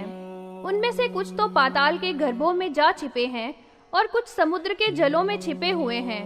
कुछ दिशाओं के अंत में कोणों में छिप रहे हैं तथा कुछ कुंजों में जाकर छिपाए हैं जो कि पर्वतों में हैं। ये सभी अपने दारा, पुत्र और श्री का त्याग करके अत्यधिक डरे हुए विलीन हो रहे हैं, जिनके सब अधिकार भ्रष्ट हो गए हैं। एक पशु के समान ही अपना वेश छिपाए सब इधर उधर विचरण कर रहे हैं। इस प्रकार के मेरा जो बाहुओं का पराक्रम है, उसको वह नहीं जानती है। कारण यही है कि एक तो वह स्त्री है, दूसरे अभी अभी उत्पन्न हुई है, इसी से वह इतना दर्प करती है। स्त्रियां तो स्वभाव से ही मूढ़ हुआ करती हैं। इनका तो जो भी कुछ साहस होता है वह वृथा ही कल्पित हुआ करता है। ये कार्य और अकार्य में मोहित ही हुआ करती हैं तथा ये विनाश की ओर अनुधावन किया करती हैं। अथवा ऐसा भी हो कि उस स्त्री को आगे करके ये देवगण यदि पीछे से आते हैं तो कोई भी क्यों ना होवे, चाहे वे महोरग हो, साध्य हो या दुर्मत सिद्ध भी होवे, ब्रह्मा तथा पद्मनाभ और रुद्र भी क्यों ना होवे, या सुराधिप इंद्र भी होवे और दिक्पाल होवे, उन सबको पीस देने में मैं एक ही परम समर्थ हूँ। मुझे इन सब का कुछ भी भय नहीं है। अथवा मेरी सेनाओं में जो भी सेनानी हैं, वे बड़े रण दुर्मद हैं। वे तो वैरियों को पक्व करकरिका के समान पीस देने की अपेक्षा ही कर रहे हैं। उन सेनानियों के कुछ प्रथित नाम मैं बतलाता हूँ। कुटिलाक्ष, कुरंड, कंटक, कालवाशित, वज्रदंत, वज्रमुख, वज्रलोमा, बलाहक हैं। सूचीमुख, फलमुख, विकट, विकटानन, करालाक्ष, करकटक, मदन, दीर्घजिह्वक, हुंबक, हुलमुलुंच, कर्कश, कल्की, वाहन, पुलकश, पुंड्रकेतु, चंडबाहु, कुक्कुर, जम्बूकाक्ष, जृंबण, तीक्ष्ण भृंग, त्रिकंटक, चतुर्गुप्त, चतुर्बाहु, चक्राक्ष, चतुर्शिश्रा, वज्रघोष, उधर्वकेश, महामाया, महाहन, मक्षत्रु, मरखास्कंधी, सहघोष, शिरालक, अंधक, सिंधु नेत्र, कूपक, कपलोचन, गुहाक्ष, गंडूगल, चंडधर्म, यमांतक, लड्डून, पटसेन, पुरजित, पूर्वटारक, स्वर्ग शत्रु, स्वर्गबल, दुर्गारख्य, स्वर्गकंटक, अतिमाय, बृहन्माय, उपमाय, उलोकजित, पुरुषेण, विषेण, कुंतीशेण, परुषक, भलक, कशूर, मंगल, ध्रगण, कोलाट, कुजिलाशव, दासेर, वभ्रुवाहन, धृष्टहास, दृष्टकेतु, परिक्षेप्ता, अपकंचुक, महामह, महादंष्ट्र, दुर्गति, स्वर्गमेजय, षटकेतु, षडवसु, षडदंत, षटप्रिय, दुषट, दुर्विनीत, छिन्नकर्ण, मूषक, अठासी, महाशी, महाशीर्ष, मदोत्कट, कुंभोत्कच, कुंभनास, कुंभग्रीव, घटोदर, अश्वमेध्र महांड, कुमांड, पूतिनासिक, पूतिदंत, पूतिचक्षु, पूत्यास्य, पूतिमेहन इत्यादि इस प्रकार के ये शूर हिरण्याकश्यप के ही समान हैं और मेरे महाबल वाले पुत्र हिरण्याक्ष के तुल्य हैं। उनके एक एक के सैकड़ों से भी अधिक पुत्र हैं जो बहुत ही शूर उत्पन्न हुए हैं। मेरे सेनानी मध्योदत हैं और मेरे पुत्रों के पीछे दौड़ लगाने वाले हैं। जब भी संग्राम होगा तब उसमें ये लोग प्रोद्यत और अधम अमरों का नाश कर देंगे। जो कोई भी युद्ध में कुपित होंगे, परम श्रेष्ठ सहस्त्रों अक्षोहिणी सेनाएं हैं, वे सब भस्मीभूत ही हो जाएंगी। हाँ हंत, विचारी स्त्रियां क्या है, अर्थात युद्ध में ये क्या ठहर सकती हैं? उसके समर की सीमा में सभी माया के विलास वाले हैं तथा महामाया के विनोद से समन्वित हैं। जब वे मेरे शूर कोप करेंगे तब संपूर्ण बल भस्मसात हो जाएगा। सो व्यर्थ ही शंका से तुम्हारा मन खिन्न नहीं होवे। इतना यह कहकर भंड दैत्येंद्र नृप के आसन से उठकर खड़ा हो गया था और महाबली कुटिलाक्ष सेनानी से बोला था, उठ जाओ और अपनी समस्त सेना को सब ओर से सज्जित करो और शून्य के सब ओर द्वारों पर सेना लगा दो। तुम दुर्गों का संग्रहण करो जहाँ पर सैकड़ों ही क्षेपणिकाएं होवे। मंत्रियों और पुरोहितों के द्वारा दुष्ट अभिचार कर्मानुष्ठान करना चाहिए। तुम शस्त्रों को सज्जित करो क्योंकि यह युद्ध अब उपस्थित हो गया है। सेनापतियों में जो कोई भी है उनको इसी समय हमारे सामने करो, जो अनेक बल के संघात के सहित घोर दर्शन वाले हैं। उसने संग्राम के समय में आगे समापतित होकर विजय प्राप्त की है। देवों के सत्व से बहुत ही दर्प वाली उस महामूढ़ा को चोटी खींचकर खींच लाओ। 3 सहस्त्र के अधिप महान सत्व वाले चूम के नाथ कुटिलाक्ष से यह कहकर वह भंड अंतःपुर में चला गया था। इसके अनंतर आक्रमण करके आती हुई श्रीदेवी की यात्रा के निसाथ महान घोर ध्वनियां दैत्येंद्रों के द्वारा सुनाई दी थी, जो कानों को बहुत ही दुखद हो रही थी। दुर्मत कुरंड वध वर्णन। इसके अनंतर श्री ललिता देवी की सेना के निस्सरण की प्रतिध्वनि ने असुरेंद्रों को उच्चालित कर दिया था, जो कि दुंदुभियों की अतीव उद्धत ध्वनि उस समय में हो रही थी। दिशाओं के मर्दित करने वाली उसने पयोधियों का घर भी शुद्ध हो गया था और समस्त लोक उस महान भीषण एवं घोर ध्वनि से बहरा हो गया था। उस समय में तीनों भुवन कांप उठे थे। इधर दैत्यों के निशान का घोष भी दिशाओं के समूह को मर्दित कर रहा था तथा पर्वत की कंदराओं का भेदन कर रहा था एवं नभो मंडल में ऊपर उठ गया था। महान नरसिंह के क्रोध से निकलने वाली हुंकार के समान जो उद्धत ध्वनि थी, वह देवों के शत्रुओं की झलरी बहुत ही अधिक विरसता उत्पन्न कर रही थी। इसके उपरांत किलकिल की ध्वनि से शब्दायमान दैत्यों की श्रेणियां हो रही थी। वे सभी परमेश्वरी उस देवी के प्रति बहुत ही कुछ होकर सन्नत हुए थे। वह बहुत ही ऊंचा रोहणाचल रत्नों से विचित्र कर्म से ढके हुए शरीर वाला एक जंगम के ही समान शोभित हो रहा था। कोई भट्ट अपनी अति घोत कृपाण को, जो शस्त्रकार से गोपित थी, काल रात्रि के ही समान उदग्र को हिला रहा था। एक और अपने कर के अग्रभाग से भाला हाथ में लिए हुए अश्व पर समारूढ़ होकर वीथी में चरण करने वालों को तितर बितर कर रहा था। कुछ योद्धागण बहुत ही ऊंचे वपु वाले हाथियों पर समारूढ़ थे, जो कि उत्पात वाली वायु के संपात से प्रेरित पर्वतों के ही तुल्य दिखाई दे रहे थे। उस समय में बड़े बड़े आयुधों के द्वारा प्रहार किए जा रहे थे। उनमें कतिपय आयुधों के नाम ये हैं: पट्टिश, मुद्गर बिधुर, भिंडी पालक, द्रुहिण, भुशुंडी, कुठार, मूसल, गदा, शतघनी, त्रिशिक, विशिक, अर्धचक्र, महाचक्र, वक्रांग, उर्गानन, फणी, शीर्ष, धनुष, दंड, क्षेपिणाकास्त्र, वज्रवाण, दशद्वर, यवमध्य, मुष्टिमध्य, वलल, खंडल, कटार, कोण, मध्य, सैकड़ों से भी अधिक फणीदंत, पाशायुध, पाशातुंड, सहस्त्रों काकतुंड, इस प्रकार से जीवों के विनाशक आयुधों का प्रयोग किया जा रहा था। परिकल्पिता हस्तों के अग्र वाली वर्भित दैत्यों की कोटियां हैं। कुछ अश्वों पर सवार थे, कुछ हाथियों पर आरूढ़ थे और कुछ गर्दभों पर बैठे हुए थे। कुछ ऊंटों पर सवार, कुछ वृकों पर समारूढ़ तथा कुछ श्वानों पर सवार थे। काक आदिकों पर भी सवार थे तथा गृध्रों और कंकों पर सवार कुछ हो रहे थे। कुछ व्याघ्र आदि पर सवार थे तथा कुछ सिंह आदि पर आरूढ़ थे। अन्य शर्भों पर सवार थे, सो कुछ भेरुंडों पर समारूढ़ हो रहे थे। सूकरों पर कुछ दैत्य सवारी किए हुए थे एवं व्यालों पर और प्रेतों पर कुछ सघार थे। इस रीति से अनेक प्रकार के वाहनों पर बैठकर दैत्यगण ललिता देवी के प्रति आक्रमण कर रहे थे। प्रबल क्रोध से उनका अपना आशय भी मूर्छित हो रहा था। परम कुटिल दुर्मत नामक सेनापति को 10 अक्षोहिणी सेना से संयुक्त करके ललिता देवी पर आक्रमण करने के लिए भेजा था। अपने अत्युत्कट बल के द्वारा संपूर्ण विश्व को दग्ध करने की इच्छा वाले की तरह ही भेंटों से युक्त वह सेनानी ललिता देवी के सामने गया था। वह अपने पटहों के महाघोषों से 14 भुवनों का भेदन करता हुआ गया था। वह दुर्मत अट्टहास से समन्वित होकर उस देवी के समक्ष में प्राप्त हुआ था। इसके पश्चात भंडासुर की आज्ञा पाकर महान बलवान कुटिलाक्ष ने शून्य के प्राचीन पुर द्वार पर रक्षा करने के लिए 10 अक्षोहिणी सेना से समन्वित ताल जंग को कल्पित किया था। जो अर्वाचीन नगर का द्वार था, उस पर 10 अक्षोहिणी सेना से संयुक्त तालभुज नामक दैत्यों को रक्षण के लिए नियुक्त किया था।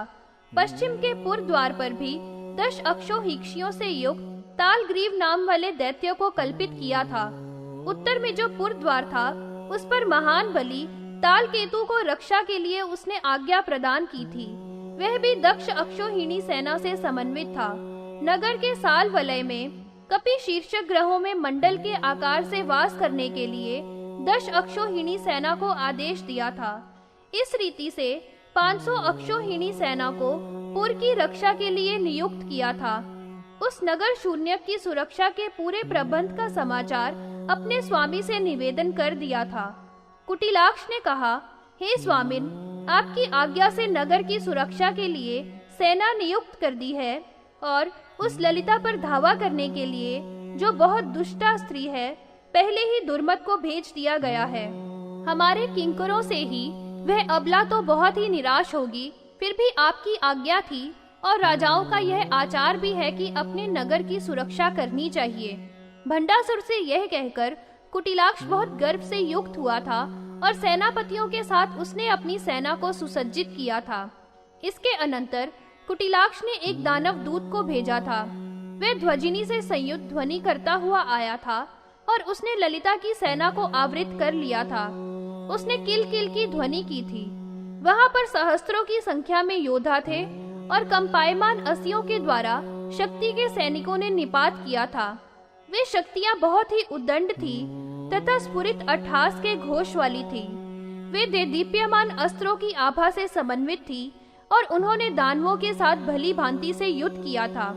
उन शक्तियों और दानवों का ऐसा अद्भुत संग्राम हुआ था जिससे ये तीनों लोग संशोभित थे तथा उस संग्राम में इतनी धूली उड़ी थी कि वह नभोमंडल तक छा गई थी। रथों के बांसों में छाई हुई उठकर गजों के कंठों तक फैल गई थी तथा अश्वों के निवासों से विक्षिप्त होकर वे धूलियां ऊपर आकाश में पहुंच गई थी। उस दानव को अपने ऊपर चढ़कर आते हुए देखकर, जो कि 10 अक्षौहिणी सेना से समावृत था, संपत सरस्वती देवी क्रोध से उस संग्राम में अभिद्रुत हो गई थी। संपत्करी के समान ही शक्तियों से वह समिधिष्ठित थी। उसके अश्व और मदमद गज थे। उसने दानवों की उस सेना का विमर्दन कर दिया था। परस्पर में यह बहुत ही तुमुल युद्ध हुआ था जिसमें सभी और किलकिलाहट की ध्वनि हो रही थी। धूलियां धूममान हो रही थी और भेरियां बजाई जा रही थी। इधर उधर बहुत बड़ी रुधिर की नदी वह निकली थी। शक्तियों के द्वारा जो सहस्त्रों दानव मार काट कर गिरा दिए थे, उनके ही रुधिर की नदी बह चली थी। बाणों के द्वारा काटी गई ध्वजाएं पड़ी हुई थी जिनमें उनके छिन्न विस्त्रस्त हो गए थे तथा उनके ही साथ उन दानवों के छत्रों का समुदाय भी गिरा हुआ था। युद्ध की भूमि रुधिर से लाल हो गई थी। उसी में दानवों के छत्र पड़े हुए थे। उस समय में संध्याकालीन चंद्रमा की लालिमा से तुलना हो रही थी। ज्वालाओं के समुदाय वाला कल्पांत की अग्नि के ही समान चारु पयोनिधि में दैत्यों की सेनाओं को शक्तियों के समूह ने परिवारित कर दिया था। शक्तियों के समुदाय के जाज्वल्यमान शस्त्रों की धारों से कटे हुए दानवों की कंदराएं तथा मुंडों की राशियां उस रणस्थल में भूमि पर पड़ी हुई थी। उन मुंडों में हाथों से अपने होठों को चबाते हुए तथा भ्रिकुटियां करते हुए और क्रोध से लाल नेत्र स्पष्ट दिखाई दे रहे थे और वे इतनी अधिक संख्या में थे कि समस्त धरणी तल एक समान हो गया था, अर्थात सर्वत्र नर मुंड ही मुंड दिखाई दे रहे थे। इस प्रकार से जब महान भीषण एवं परम घोर युद्ध हो रहा था, तो उस समय में जबकि संपूर्ण जगत के लिए वह बहुत ही भयंकर था, वे सब शक्तियां अत्यंत क्रुद्ध हो गई थी और उन्होंने दैत्यों की सेनाओं का विमर्दन कर दिया था। संपत देवी के सैनिकों से समाहत होकर वहां दानव इधर उधर शक्तियों के शस्त्रों से प्रताड़ित होकर मूर्छा को प्राप्त हो गए थे और अंत में विनष्ट हो गए थे। इसके अनंतर अरियों का दमन करने वाले दुर्बल ने भगन हुए अपने सैनिकों को समाश्वासन दिया था और फिर एक ऊंट पर चढ़कर वह तुरंत ही सेना के ऊपर आक्रमण करने लगा था। दीर्घग्रीव निष्ठुर तोदन वाला समुन्नत होकर पीछे दुर्मत के साथ अधिष्ठित था और उसका वाहन वह ऊंट वहां से चल दिया था। उस उष्ट्र के वाहन वाले दुष्ट के पीछे अन्य दानव भी बड़े ही क्रुद्ध होकर अनुगमन कर रहे थे और वे अन्य दानवों को समाश्वासन देते जा रहे थे, जो कि शक्ति के साथ युद्ध करने में डरे हुए थे। उल्लसित फलों वाले भालों से समस्त दिशाओं को अवकीर्ण कर दिया था और संपत्करी देवी की सेना का जो समूह था उसको इसी तरह से ढक दिया था जैसे मेघ जलों के द्वारा वन को आवृत कर दिया करते हैं। उस दुस्सह सत्व वाले के द्वारा बहुत ही वानों से ताड़ित हुई संपत्करी देवी की सेना क्षण भर के लिए रणस्थल में स्तंभित सी ही हो गई थी। इसके अनंतर महान क्रोध से लाल नेत्रों को धारण करती हुई संपदंबिका रणकोलाहल नामक गज पर समारूढ़ होकर इस दानव के साथ युद्ध करने लगी थी। कुछ थोड़ा चंचल कंकण की क्वनण की ध्वनि से विशेष सुंदर उसके करने उस युद्ध में धनुष की मौरवी को कानों तक खींचा था। हाथ के हल्केपन से न तो मौरवी को खींचते हुए देखा था और न उसके छोड़ने को ही देखा था। केवल शर के धारण करते ही देखा गया था जो धनुष पर लगाया था। शीघ्र ही अर्कांबर के संपर्क से प्रतिफलित फल वाले शरसंपत्करी के चाप से गिरे हुए शत्रुओं का संदाह कर देते थे। उस देवी का और दुर्मत का अत्यंत ही अद्भुत युद्ध हुआ था, जो कि परस्पर में एक दूसरे के संघर्ष से विस्फुलिंग निकलने वाले वाणों के द्वारा किया गया था। संपत देवी और उस सुरों के शत्रु के प्रसृत वाणों से सर्वप्रथम ऐसा अंधकार हो गया था जिसने सूर्य के तेज के आलोक को भी तिरस्कृत कर दिया था। इसके पश्चात वाणों के अत्यंत संघर्ष से समुत्पन्न विस्फुलिंग हो गए थे। फिर वे विस्फुलिंग इधर उधर भ्रमण करने की चातुरी वाले हो गए थे। सुंदर श्रोणी वाली उस देवी के द्वारा अधिरूढ़ गज जो रण कोलाहल नाम वाला था, उसने उस संग्राम में बहुत प्रकार का पराक्रम प्रदर्शित किया था। उस गज ने कुछ असुरों को तो अपनी सूंड से और कुछ दैत्यों को अपने पदों की चोट से तथा कुछ को अपने तीक्ष्ण दांतों के मूसलों की चोट से मार डाला था। बाल कांड से अन्यों को चोट दी थी तथा अन्यों को फेतकारों के द्वारा शत्रु को निहत किया था। कुछ को अपने शरीर के द्वारा मर्दित किया था एवं अन्य शत्रुओं को अपने नखों के प्रहारों से मार डाला था। कुछ दैत्यों को उस गज ने पृथुमाना भी घात से विमर्दित कर दिया था। इस तरह से उस संपत देवी के हाथी ने बहुत ही कौशल से पूर्ण अपना चरित्र दिखाया था।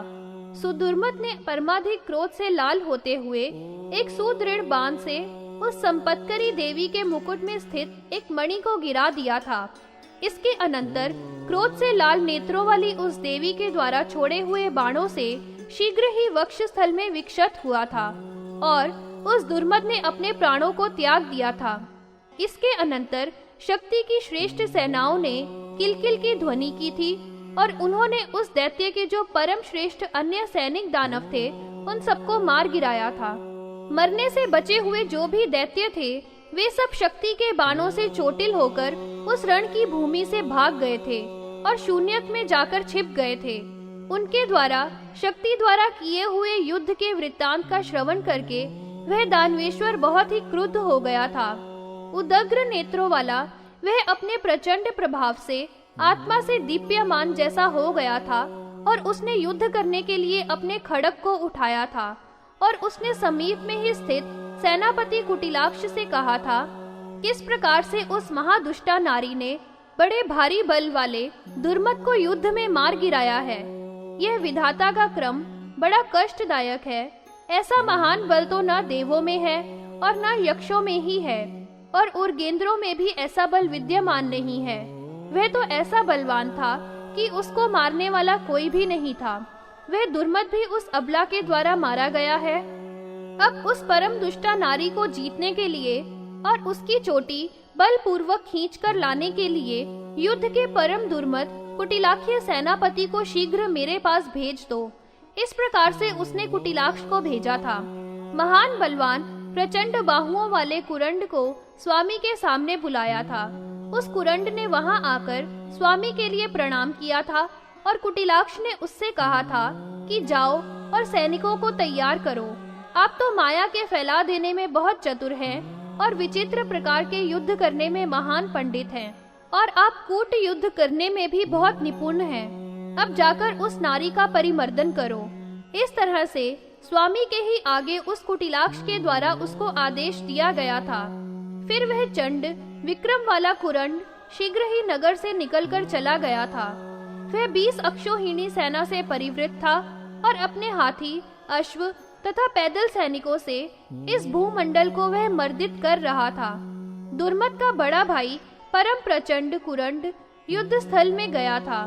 वह धीर मन वाला जब युद्ध स्थल में गया था तो इतनी धूली उड़ने लगी थी कि सभी दिशाएं उससे भर गई थी। वह शोक और रोष से भरा हुआ था और बड़े वेग वाले अश्व पर समारूढ़ होकर वहां पर गया था।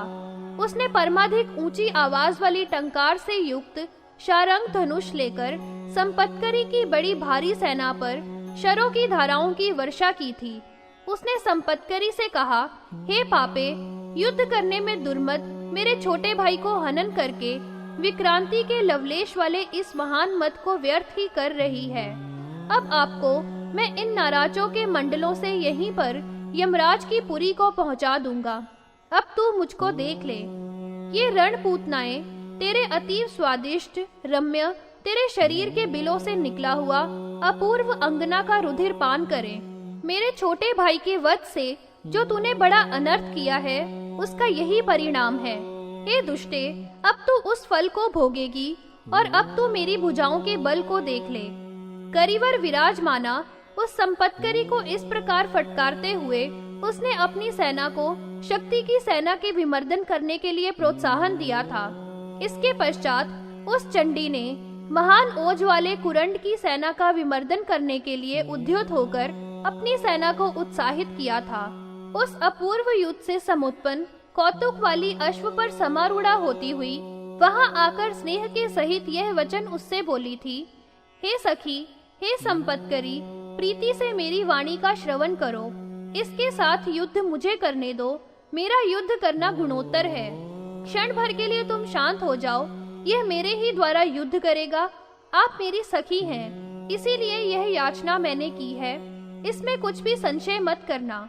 इस प्रकार के संपत देवी के वचन का श्रवण कर उस शुचि स्मिता ने कुरुंड के समक्ष में उठी हुई सेना को वापस कर दिया था। इसके उपरांत बाल सूर्य की आभा वाली शक्तियों से समिधिष्ठित हुई थी। वायु के समान वेग वाले इसके अश्व समुद्र की तरंगों के ही समान थे।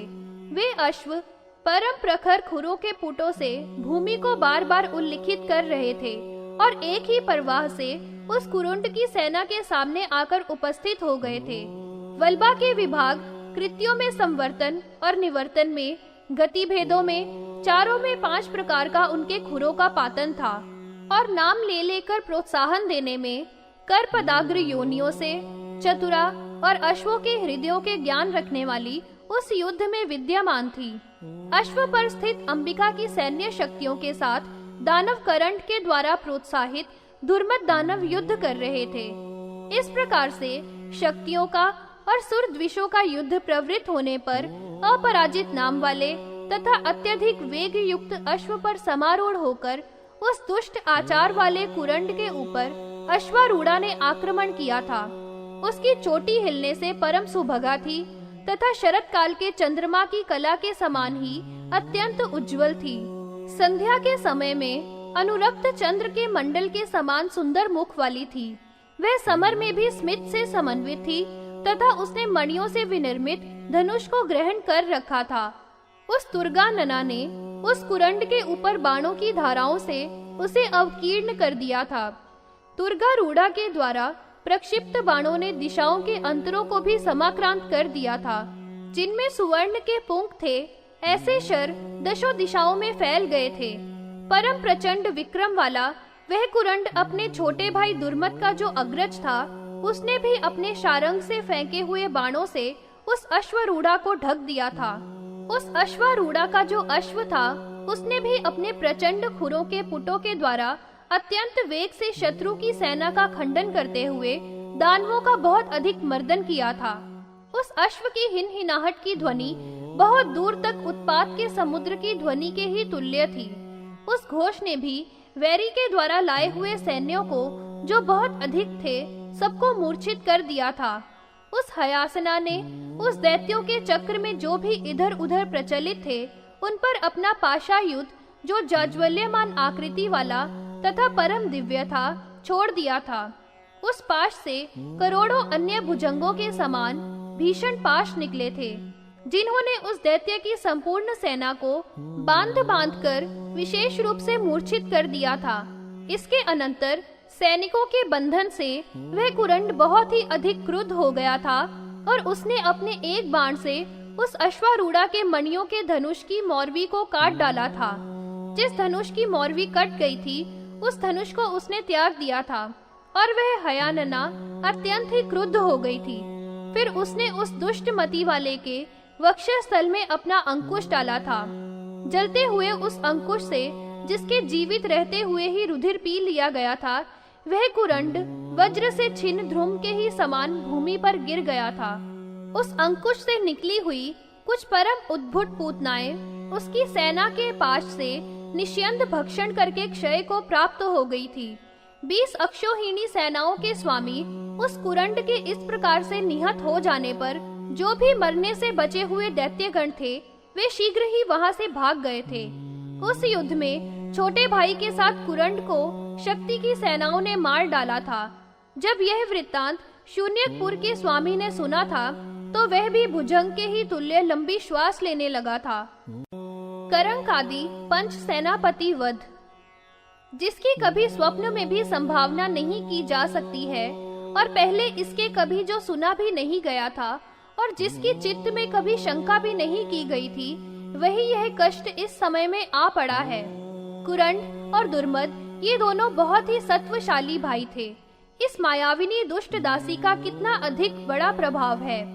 अब रणांगन में यहाँ से आगे करंक प्रभृति 5 सेनाधिनायकों को और अक्षोहिणी सेना को रवाना कर दो। वे शूर बहुत ही युद्ध में दुर्मद हैं और संग्रामों में अपने शरीर का त्याग करने वाले हैं। ये लोग पूर्ण रूप से ही उस दुर्विदग्ध विलासिनी को अवश्य जीत लेंगे। इस भंड के वचन को सुनकर अत्यंत शीघ्रता से युक्त होकर कुटिलाक्ष ने करंक आदि सेनापतियों को वहां पर बुला लिया था। कुटिलाक्ष के द्वारा देशित उन्होंने अपने स्वामी को प्रणाम किया था और फिर वे इतने अधिक क्रोधांध हो गए थे मानो अग्नि में ही से समुत्पन्न हुए हों। वे सब फिर उस पुर से युद्ध के लिए निकलकर चले गए थे। उनके प्रयाण का निहसान रणित अत्यंत ही दुस्सह था। दिग्गजों ने भी जब उसको सुना था, वे भी शीर्ण कानों वाले होते हुए घूर्णित हो गए थे। 100 अक्षोहिणी सेनाओं के झंडों की मालाएं फहरा रही थी और उस सेना में बड़े ऊंचे अश्व थे तथा मदमत हाथी भी उसमें थे। वह सेना ऐसी थी कि उसमें हिनहिनाने वाले अश्वों की धूम थी तथा उसमें चीखते हुए भटों का समुदाय भी था एवं बड़े बड़े विशालकाय हाथी थे और गर्जना करते हुए रथों का समुदाय था। ऐसी वह सेना वहां से रवाना हुई थी। रथों के पहियों से खुदी हुई पृथ्वी की रेणु से जिसकी कांति ढक गई थी, ऐसा सूर्य उस समय में ऐसा ही दिखलाई दे रहा था मानो तुहिनासुर से ढक गया हो, अर्थात कोहरे में छिप गया हो। यह पूर्ण विश्व का मंडल ही धूलि से परिपूर्ण हो गया था। उस सेना के निर्गमन की कठोर ध्वनि से चारों ओर घोष ही घोष व्याप्त हो रहा था। उस समय में धूलि के ऐसे जाल छा गए थे कि समस्त दैत्यों के सैनिक इस धूलि से समाक्रांत हो गए थे, अर्थात सभी धूलि से भर गए थे। अतएव इयता से उसकी संख्या भी परिभावित थी। उस सेना में बहुत प्रकार की ध्वजाएं थी जो मीन तथा व्याल आदि से चित्रित हो रही थी। वे सभी सेनाएं उस धूलि से परिपूर्ण जाल में महोदधि में मत्स्यों के तुल्य चल रही थी। जिस समय में इतनी विशाल सेनाएं धावा करने के लिए ललिता देवी के सैनिक की ओर आ रही थी, सभी देवगण शक्तियों के भंग की शंका से डर गए थे। वे करंक, जिनमें प्रमुख था, 5 सेनापति गण बहुत ही उद्धत थे। उन्होंने सर्पिणी नाम वाली एक महती माया को उस समर स्थल में किया था। उनके द्वारा उठी हुई वह दुष्टा रणशांभरी सर्पिणी धूम्र वर्ण की थी। उसके होंठ भी धूम्र वर्ण के ही थे और धूम्र ही उसके पयोधर थे। वह महासागर के ही तुल्य अत्यंत गंभीर कुहर उदर वाली थी। वह रणस्थल में मन को भयभीत करती हुई ही शक्तियों के आगे चली थी। वह बहुत से सर्पों के भूषण वाली दूसरी कद्रू के ही समान थी और बहुत ही दुष्टा थी। वह माया से परिपूर्ण सर्पों के जनन का स्थान थी। सेनापतियों के नासिर में महितल को वेलित करती हुई वह जा रही थी। उसका महान घोर शब्द था जिसको वह कर रही थी और प्राय उसने उस चक्र को वेलित सा कर दिया था। वे 5 सेनापति भी पंचत्व के ही कामुक थे और वे करंक आदि सब बहुत ही दुरात्मा थे। उसी भांति से माया के साथ पूर्व में सब असुरेंद्र अजित हो रहे थे। इसके उपरांत उन शक्तियों का और देवद्रोहियों का युद्ध प्रवृत्त हुआ था। वे परस्पर में सभी वीरों की भाषा में घने क्रोध को प्रोत्साहन दे रहे थे। उस समय में अत्यधिक संकुलता थी और परस्पर में भी एक दूसरे का ज्ञान नहीं हो रहा था। दानवगण और शक्तियों ने अपने अपने करों में हथियार ग्रहण करके मार काट की थी। परस्पर में जो आयुधों का संघटन हो रहा था, उस रगड़ से आंच निकल रही थी। समस्त दिशाएं उन आयुधों की टक्कर से समुत्पन्न अग्नि के स्रोत से प्रच्छन्न हो गई थी।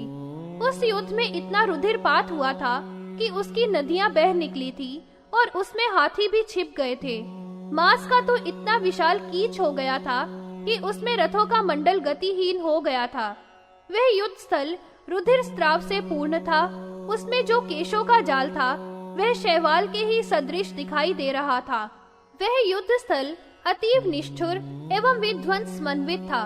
वहाँ पर जो सैनिकों का सिंहनाद हो रहा था, उससे वह बहुत ही भयावह हो रहा था। उस समय जबकि शक्तियों का और असुरों का घोर संग्राम प्रवृत्त हुआ था, तो वह बहुत ही तुमुल था और राक्षसियों को तृप्ति प्रदान करने वाला था। उस समय घोर जब अंधकार छाया हुआ था और शस्त्रधारियों के शरों से निरंतर दैत्यों के कंठों से रुधिर निकल रहा था। इसके अनंतर अपने दल को लेकर पांचों सेनापतियों के द्वारा प्रेरित हुई सर्पिणी ने प्राय शरीर से स्त्रीपों का सृजन किया था। वे सब सर्प भी तक्षक और कर्कोटक के से सदृश थे तथा वासुकी सर्प के समान कांति वाले थे।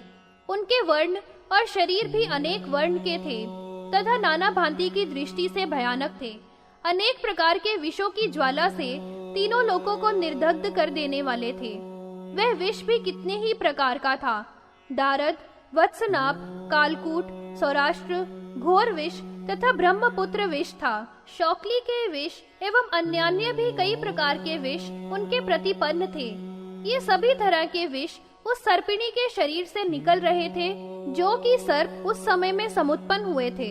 उन सर्पों के मुख ऐसे थे जिनमें बहुत ही चंचल दो जीभें लपलपा रही थी और वे विषों को उस शक्तियों की सेना में फैला रहे थे। उन सर्पों के दो दो मुख धूम्र वर्ण के थे और वे सर्प बहुत ही अधिक भयंकर थे।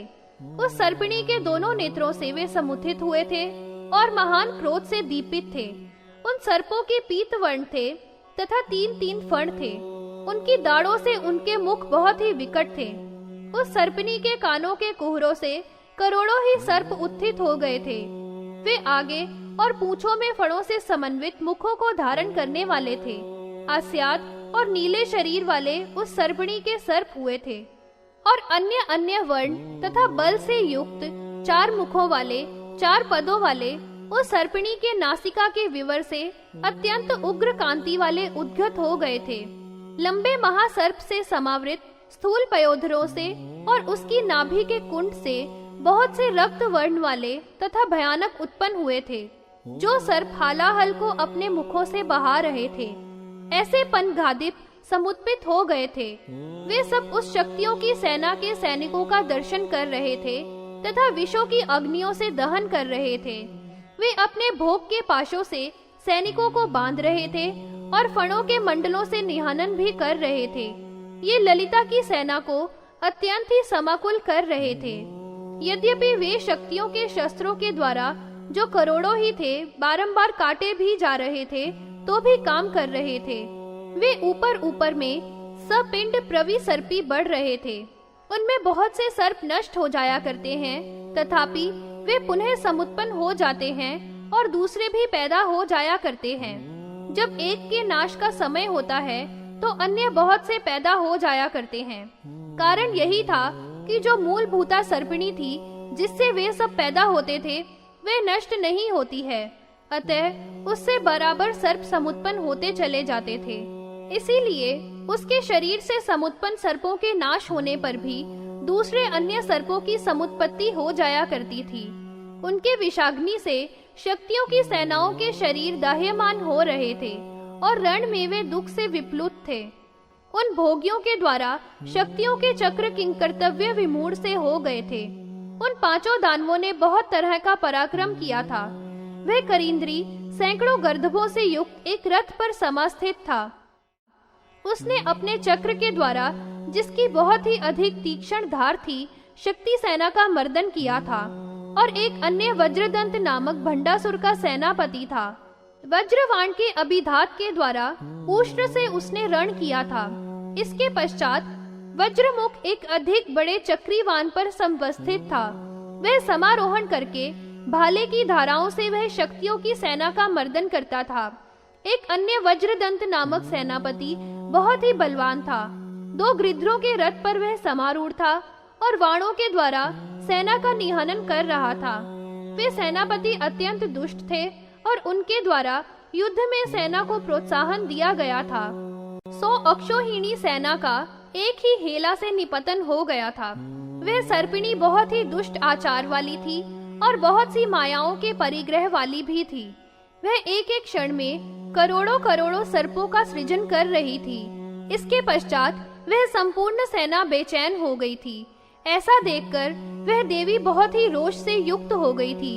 वह नकुली गरुड़ पर समारूढ़ा उस रणांगन में आ गई थी। वह ललिता देवी के तालू से उत्पन्न हुई थी और तपे हुए सुवर्ण के समान थी। उसका समस्त वांगमय आकार था और उसके दांत वज्रमय थे। उसने वहां पर अपना बल उस सर्पिणी के समक्ष में सृजन किया था। वह गरुड़ भी ऐसा था जिसके बहुत उच्च अंश थे और वह अपने पंखों से पर्वतों को भी विक्षिप्त कर रहा था। वह गरुड़ उस युद्ध में चल दिया था जो साक्षात जंगम सुमेरु के ही समान था। सर्पिणी की माया से समुत्पन्न परमाधिक भयानक सर्पों को देखकर नकुली ने क्रोध से लाल नेत्रों वाला अपना मुख खुला हुआ कर दिया था। इसके पश्चात श्री नकुली देवी की 32 करोड़ सेना नकुलों की समुत्पन्न हो गई थी और स्वर्ण की प्रभा वाले नकुल उत्पन्न हो गए थे।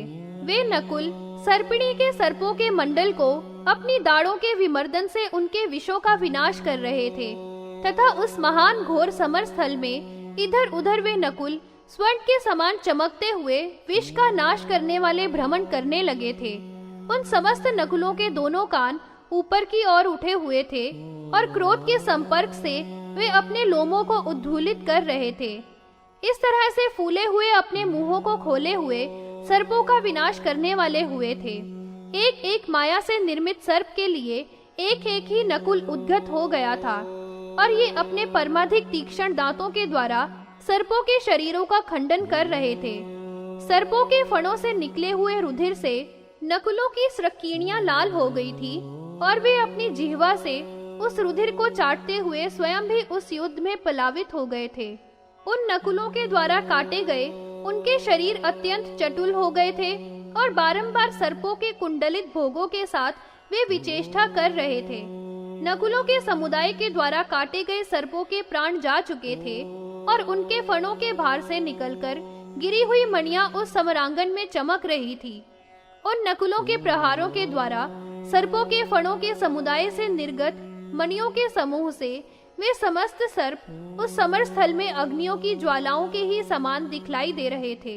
इस प्रकार से नकुलों के समुदाय के द्वारा जब सर्पों के मंडल अवखंडित हो गए थे तो महामाया सर्पों का समूह नष्ट हो जाने पर सर्पिणी को बड़ा भारी क्रोध हो गया था। उस सर्पिणी के साथ उस नकुलीश्वरी ने महान युद्ध करके उसने अपने शिली मुख में अत्यधिक क्रूर गरुड़ास्त्र धारण किया था। उस गरुड़ास्त्र ने, जिसमें अत्यधिक ज्वालाएं निकल रही थी और समस्त दिशाएं जिनसे चमक रही थी, सर्पिणी की देह में प्रवेश किया था और उस सर्पों की माया का शोषण कर दिया था। जब उसकी उस माया की शक्ति का विनाश हो गया था तब वह सर्पिणी विलीन हो गई थी और उसके विनाश हो जाने से वे जो 5 सेनापति थे उनको बहुत अधिक क्रोध हो गया था। वे सेनानी जिसके बल से समस्त सुरों का भी अपमान कर देते थे, वह सर्पिणी के पराक्रम से विनष्ट हो गई थी और उसकी केवल कथा ही शेष रह गई थी। इसीलिए अपने बल के विनाश हो जाने से वे चमूवर बहुत क्रोधित हुए थे और उन्होंने सबने मिलकर अपने शस्त्रों के समूह से उस नकुली पर प्रबल प्रहार किए थे। उस सेना की स्वामिनी अकेली ही थी और ताक्षर्य के रथ पर समारूढ़ थी। उस अकेली ही ने उन 5 सेनापतियों के साथ शस्त्रों की वर्षा करने वाली ने बहुत ही हल्के हाथ होने से युद्ध किया था। पट्टिश, मूसल और सहस्त्रों बिंदी बालों से तथा वज्र की शक्ति से पूर्ण दांतों से मर्म स्थलों में दंशन किया था और प्रहार किया था। फिर तो समस्त दैत्यगण हाहाकार की ध्वनि करते हुए उन उदग्र दंशन करने वाले नकुलों के द्वारा बेचैन हो गए थे। उनमें कुछ तो आकाश से परम घोर चीत्कार करते हुए उत्पन्न कर रहे थे। अत्यंत क्रोध से युक्त नकुल शत्रुओं की सेना का दंशन कर रहे थे। उन असुरों की उस समय में बहुत ही बुरी दशा हो गई थी। कुछ तो कानों में काटे गए थे, कुछ नासिकाओं में और कुछ शिरों में दंशित किए गए थे एवं कुछ पीठ पर दंशन किए गए थे। इस तरह से सबकी क्रियाएं विनष्ट हो गई थी। ऐसे सबके सब वे बेचैन हो गए थे। उनके कवच छिन्न हो गए थे। भय के कारण उन्होंने अपने शस्त्रों को छोड़ दिया था। वे समस्त असुर नकुलों से पराभव को प्राप्त होकर निमलित हो गए थे। कुछ नकुल तो शत्रुओं के खुले हुए मुखों में प्रवेश करके सर्पों के मुखों को खींचकर उनके रसना के तलों को काट रहे थे। अन्य नकुल शत्रुओं के कानों के छिद्रों में प्रवेश करके उन्हें दंशित कर रहे थे तथा वे नकुल उनके अनेक छिद्रों में सूक्ष्म रूपों वाले होकर प्रविष्ट हो रहे थे। इस प्रकार से अपनी सेनाओं को नकुलों के द्वारा अभिभूत हुई देखकर तथा अपने सैनिकों को दीन अवलोकन करके करंग को बहुत अधिक क्रोध हो गया था। अन्य भी जो सेनानी थे वे भी बहुत ही हल्के हाथों वाले और महान बलवान थे। उन्होंने प्रत्येक नकुल के ऊपर शरों के समूहों की मेघों की भांति वर्षा की थी। दैत्यों के सेनापतियों के परम प्रौढ़ धनुषों से निकले हुए बाणों ने नकुलों के करोड़ों दांतों पर अथवा दांतों के कोनों पर अतीव कठोर घट्टन किया था, अर्थात जोरदार प्रहार किए थे। सैकड़ों से भी अधिक सेनानियों के बाणों के समुदायों से आहत नकुलों के वज्र के समान दांतों से अग्नि की चिंगारियां निकल रही थी। उन पांचों सेनापतियों ने एक ही हल्ले में मिलकर सेना का विमर्दन कर दिया था। सेनानियों के द्वारा छोड़े हुए बाणों से जो करोड़ों की संख्या में थे, विशीर्ण शरीरों वाले विचारे नकुल इधर उधर घूमते गए नकुली के आसपास घिरकर समागत हो गए थे। इसके अनंतर वांग्मय की एक देवता वह नकुली नकुलों की परावृत्ति से बड़ी भारी क्रोध में भर गई थी। उस नकुली ने अक्षीण नकुल नामक महास्त्र को, जिसका सभी और मुख था और जो वहिन की ज्वालाओं से घिरे हुए अग्रभाग वाला था, उसको अपने धनुष पर चढ़ाया था। उसके अस्त्र से निकले हुए करोड़ों नकुल बाहर आए थे, जिनके वज्र के समान अंग थे, वज्र जैसे ही लोम थे और वज्र के तुल्य दंष्टाएं थी तथा उनका महान वेग था। वे सभी वज्र के समसार वाले, निविड़ और वज्र जाल के सदृश भयंकर थे। उनके नख भी वज्र जैसे आकार वाले थे। उनसे वे इस महीतल को विदीर्ण कर रहे थे। वे वज्र रत्न के समान प्रकाश वाले नेत्रों से भी शोभा वाले थे और जैसे वज्र का पात होता है वैसा ही उनका संपात भी था। वे अपनी नासिकाओं से चीखे मारने वाले थे। वे अपने दांतों के कौनों से असुरों की सेनाओं का मर्दन करते थे। निरपराधी उन्होंने अनेक प्रकार के पराक्रम को प्रदर्शित किया था। इस रीति से महान बल वाले तथा वज्र के तुल्य घोर नकुलों की कोटियों से वे अधम दानव अपने शरीरों के प्रत्येक अवयवों से विनष्ट हो गए थे। इस तरह वज्रपूर्ण नकुलों के मंडलों से दैत्यों की सेनाएं छिन्न भिन्न हो गई थी। 100 अक्षौहिणी की संख्या में वे केवल स्वयं ही बचे थे। तब तो उनको बड़े क्रोध से और अत्यधिक त्रास से उन चमूवरों को ग्रहण किया था। अपने धनुषों को खींचकर उन्होंने और अधिक संग्राम किया था। उस नकुलेश्वरी ने उनके साथ अनेक प्रकार से संग्राम करते हुए पट्टिश से करंग के शिर को काट दिया था, जो कि महान कठिन था। वे 4 शत्रु थे, जिसमें काकवाशित प्रमुख था। ऊपर की ओर उछाल खाकर तारकश्य खड्ग से उनका सिर काट दिया था। श्यामलांबिका ने उस तरह की हाथ की सफाई नकुली की देखी थी और उसको महान सत्व वाली और दुष्ट असुरों के विनाश करने वाली को बहुत मान लिया था। फिर उस श्यामबिका ने अपने अंग का जो देव तत्व था वह उसको दे दिया था। जब अलौकिक गुण दिखाई देता है तो किसके हृदय में प्रीति समुत्पन्न नहीं हुआ करती है। जो भी नकुल मरने से बचे हुए थे वे बहुत ही भयभीत होकर उन वकुली की शरण में गए थे। उसने भी उनको देखकर कि ये डरे हुए हैं कृपा करके कहा था, डरो मत, और वह हंस गई थी। उसने कहा था कि आप अपने राजा को इस संग्राम का सब समाचार बता दो। इस रीति से बस देवी के द्वारा भेजे गए उन्होंने उस समय में युद्ध भूमि का अवलोकन किया था और वे भय से मुदित होकर फिर सब शून्य की नगरी में भागकर चले गए थे। उस समाचार को सुनकर वह प्रचंड भंडासुर बड़ा क्रुद्ध हुआ था। वलाहक आदि सप्त सेनापति वध वर्णन। उन सबके मर जाने पर वह शून्य का स्वामी क्रोध से अंधा हो गया था और लंबी श्वास लेता हुआ युद्ध करने की इच्छा से पूर्ण अभिप्राय वाले ने कुजलाश से यह कहा था, हे सेनापते, आप तो परम भद्र हैं और हमारा इस समय अमंगल आकर उपस्थित हो गया है। देखो, बड़े भारी भुजाओं के विक्रम वाले करंग प्रभृति सेनापति गण, जो कि समस्त देवों के मत का भंजन करने वाले थे, सर्पिणी माया से पापिनी उसने परम गूढ़ माया के द्वारा सबको मार डाला है। अब वलाहक आदि जो उदग्र भुजाओं के सत्व वाले भी हैं, उनको युद्ध करने के लिए भेज दो। उनके साथ 300 अक्षौहिणी सेनाएं भी भेज दो। वे माया में भी कुशल हैं। वे ललिता की सेनाओं का विमर्दन कर डालेंगे। अये, वे तो विजय करके ही मेरे समीप में वापस प्राप्त होंगे। वे कीक्सा के गर्भ से समुत्पन्न हुए हैं और अधिक प्रचंड पराक्रम से समन्वित हैं, जिनमें बलाहक प्रधान है। वे सातों भाई हैं और हमेशा ही जयशील रहे हैं। मैं समझता हूँ कि इस युद्ध स्थल में उनकी तो अवश्य ही विजय होगी। इस रीति से भंडासुर के द्वारा कहने पर उस कुटिलाक्ष ने परमाधिक मदोत्कट बलाहक प्रमुख 7 सेनापतियों को बुलाया था। प्रथम तो बलाहक था, दूसरा सूचीमुख था, अन्य कालमुख था, विकर्ण, विकटानन, करालायु और कर्कट, ये 7 परमाधिक वीर्यशाली थे। उन्होंने भंडासुर को प्रणाम किया था। ये युद्ध के कौतूहल में बहुत उल्वण थे। ये सब कीक्सा के पुत्र थे और सभी परस्पर में भाई थे। ये परस्पर में एक दूसरे के सहायक थे और फिर वे लड़ने के लिए नगर के अंदर से निकलकर चले गए थे। 300 अक्षौहिणी सेनाओं के सेनानीगण भी उस समय में उनके पीछे गए थे। ये अपनी ध्वजाओं के जाल से घन मंडल को उल्लिखित कर रहे थे। इन संग्रामिणियों के पैरों से जो घात हो रहा था, उससे भूतल विमर्दित हो रहा था। उस समय में इनकी सेनाओं के निर्गमन से इतनी धूली उड़ रही थी कि सभी सागरों का जल सूख गया था।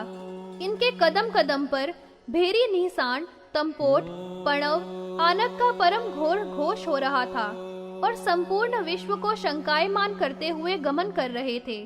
नभ का गुण शब्द है, वह पूरा विश्व शाक्रमण हो रहा था। ये मत से उद्धत कैकसय 300 अक्षौहिणी उस सेना को लेकर इस संपूर्ण विश्व में प्रवेश कर रहे थे। वहां से वे ऐसे रवाना हुए थे। ये धारण किए हुए क्रोध से लाल हो रहे थे और सूर्य मंडल के समान उद्दीप्त कंकट थे। ये शस्त्रों के आभरणों से परम उद्दीप्त थे और इनके दीप्त एवं उधर्व केश थे। ऐसे परम घोर ये वहां से चल दिए थे। संपूर्ण जगत के विजय करने वाले महान भंडासुर के द्वारा परम उद्धत इनको समस्त 7 लोकों का प्रमथन करने के लिए ही भेजा गया था। जीतने की कामना वाले 7 लोकों को विमर्दित करने वाले उसने अपनी दुष्ट बुद्धि से ही महान बलवान इनको ललिता देवी की सेना में भेजा था। ये हाथों में छत्रों को ऊपर उठाते हुए रणस्थल में जा रहे थे और फिर शक्ति सेना से सामने बड़े ही क्रोध के साथ धावा बोल दिया था। बार बार किलकारियों की ध्वनि से दशों दिशाओं को घोषित कर रहे थे तथा जहाँ पर देवी की सेना थी वहाँ पर उद्धत थे। ललिता देवी की सेना भी सन्निध थी और शस्त्र अस्त्रों से वह सेना परम भीषण थी। देवी की सेना भी अपनी भ्रकुटी तानकर कठोरता से शत्रु के समक्ष में हो गई थी। हे मुने, उनमें कुछ तो पाश धारिणी थी, कुछ मूसलों को ग्रहण किए थी, दूसरी चक्र धारिणी थी, कुछ के पास मुद्गर थे तो कुछ पट्टिश लिए थी तथा कुछ धनुष ग्रहण किए थी। ललिता की सेना में संगत अनेक प्रकार की शक्तियां थी। वे सहस्त्रों की संख्या में वहां पर समापतित हो गई थी, मानो दैत्यों के सागरों का पान ही कर रही थी। दैत्यगण कह रहे थे, हे दुष्टाओ, तुम नारियों में महान अधम हो। आओ, तुम पापिनी हो, जो जड़ आशयों वाले हैं, उनको ही तुम लोग अपनी माया के परिग्रहों से मोहित कर लिया करती हो। आज तो हम लोग तुम सबको यमराज के घर पर पहुंचा देंगे। हमारे पास ऐसे अत्यंत भीषण बाण हैं, जो फूटकार मारते हुए भुजंगों के ही तुल्य हैं। उन्हीं से तुम मृत्यु प्राप्त करोगी। इस तरह से शक्तियों को भर्त्सना देते हुए ही उन दानवों ने युद्ध किया था। किसी शक्ति ने दैत्येंद्र के कंठ को पट्टिश के प्रहार से काट दिया था। काटने से जो उसके कंठ से रुधिर निकला था वह ऊपर की ओर गया था। वहां पर बहुत से गिद्ध लगे हुए थे जिन्होंने एक मंडल सा बना लिया था। उन्हीं के द्वारा यमराज का एक छत्र सा बन गया था। किसी शक्ति ने रण में मुक्त शक्त्यायुध दैत्य को एक ही बाण के द्वारा काट दिया था।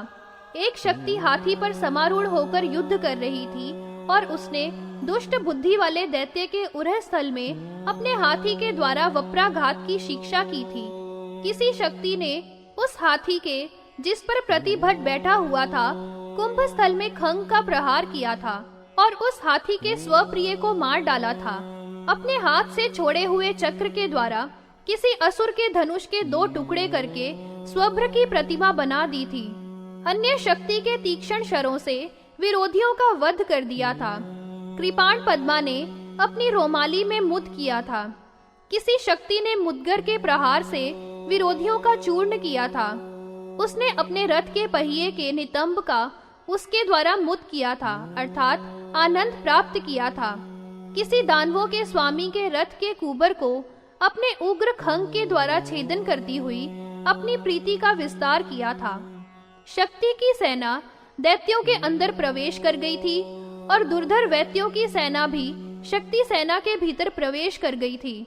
नीर और क्षीर के ही समान शक्ति सेना और असुरों की सेना एकदम मिल गई थी। उस समय में युद्ध काल में संकुलाकारता को प्राप्त हो गया था।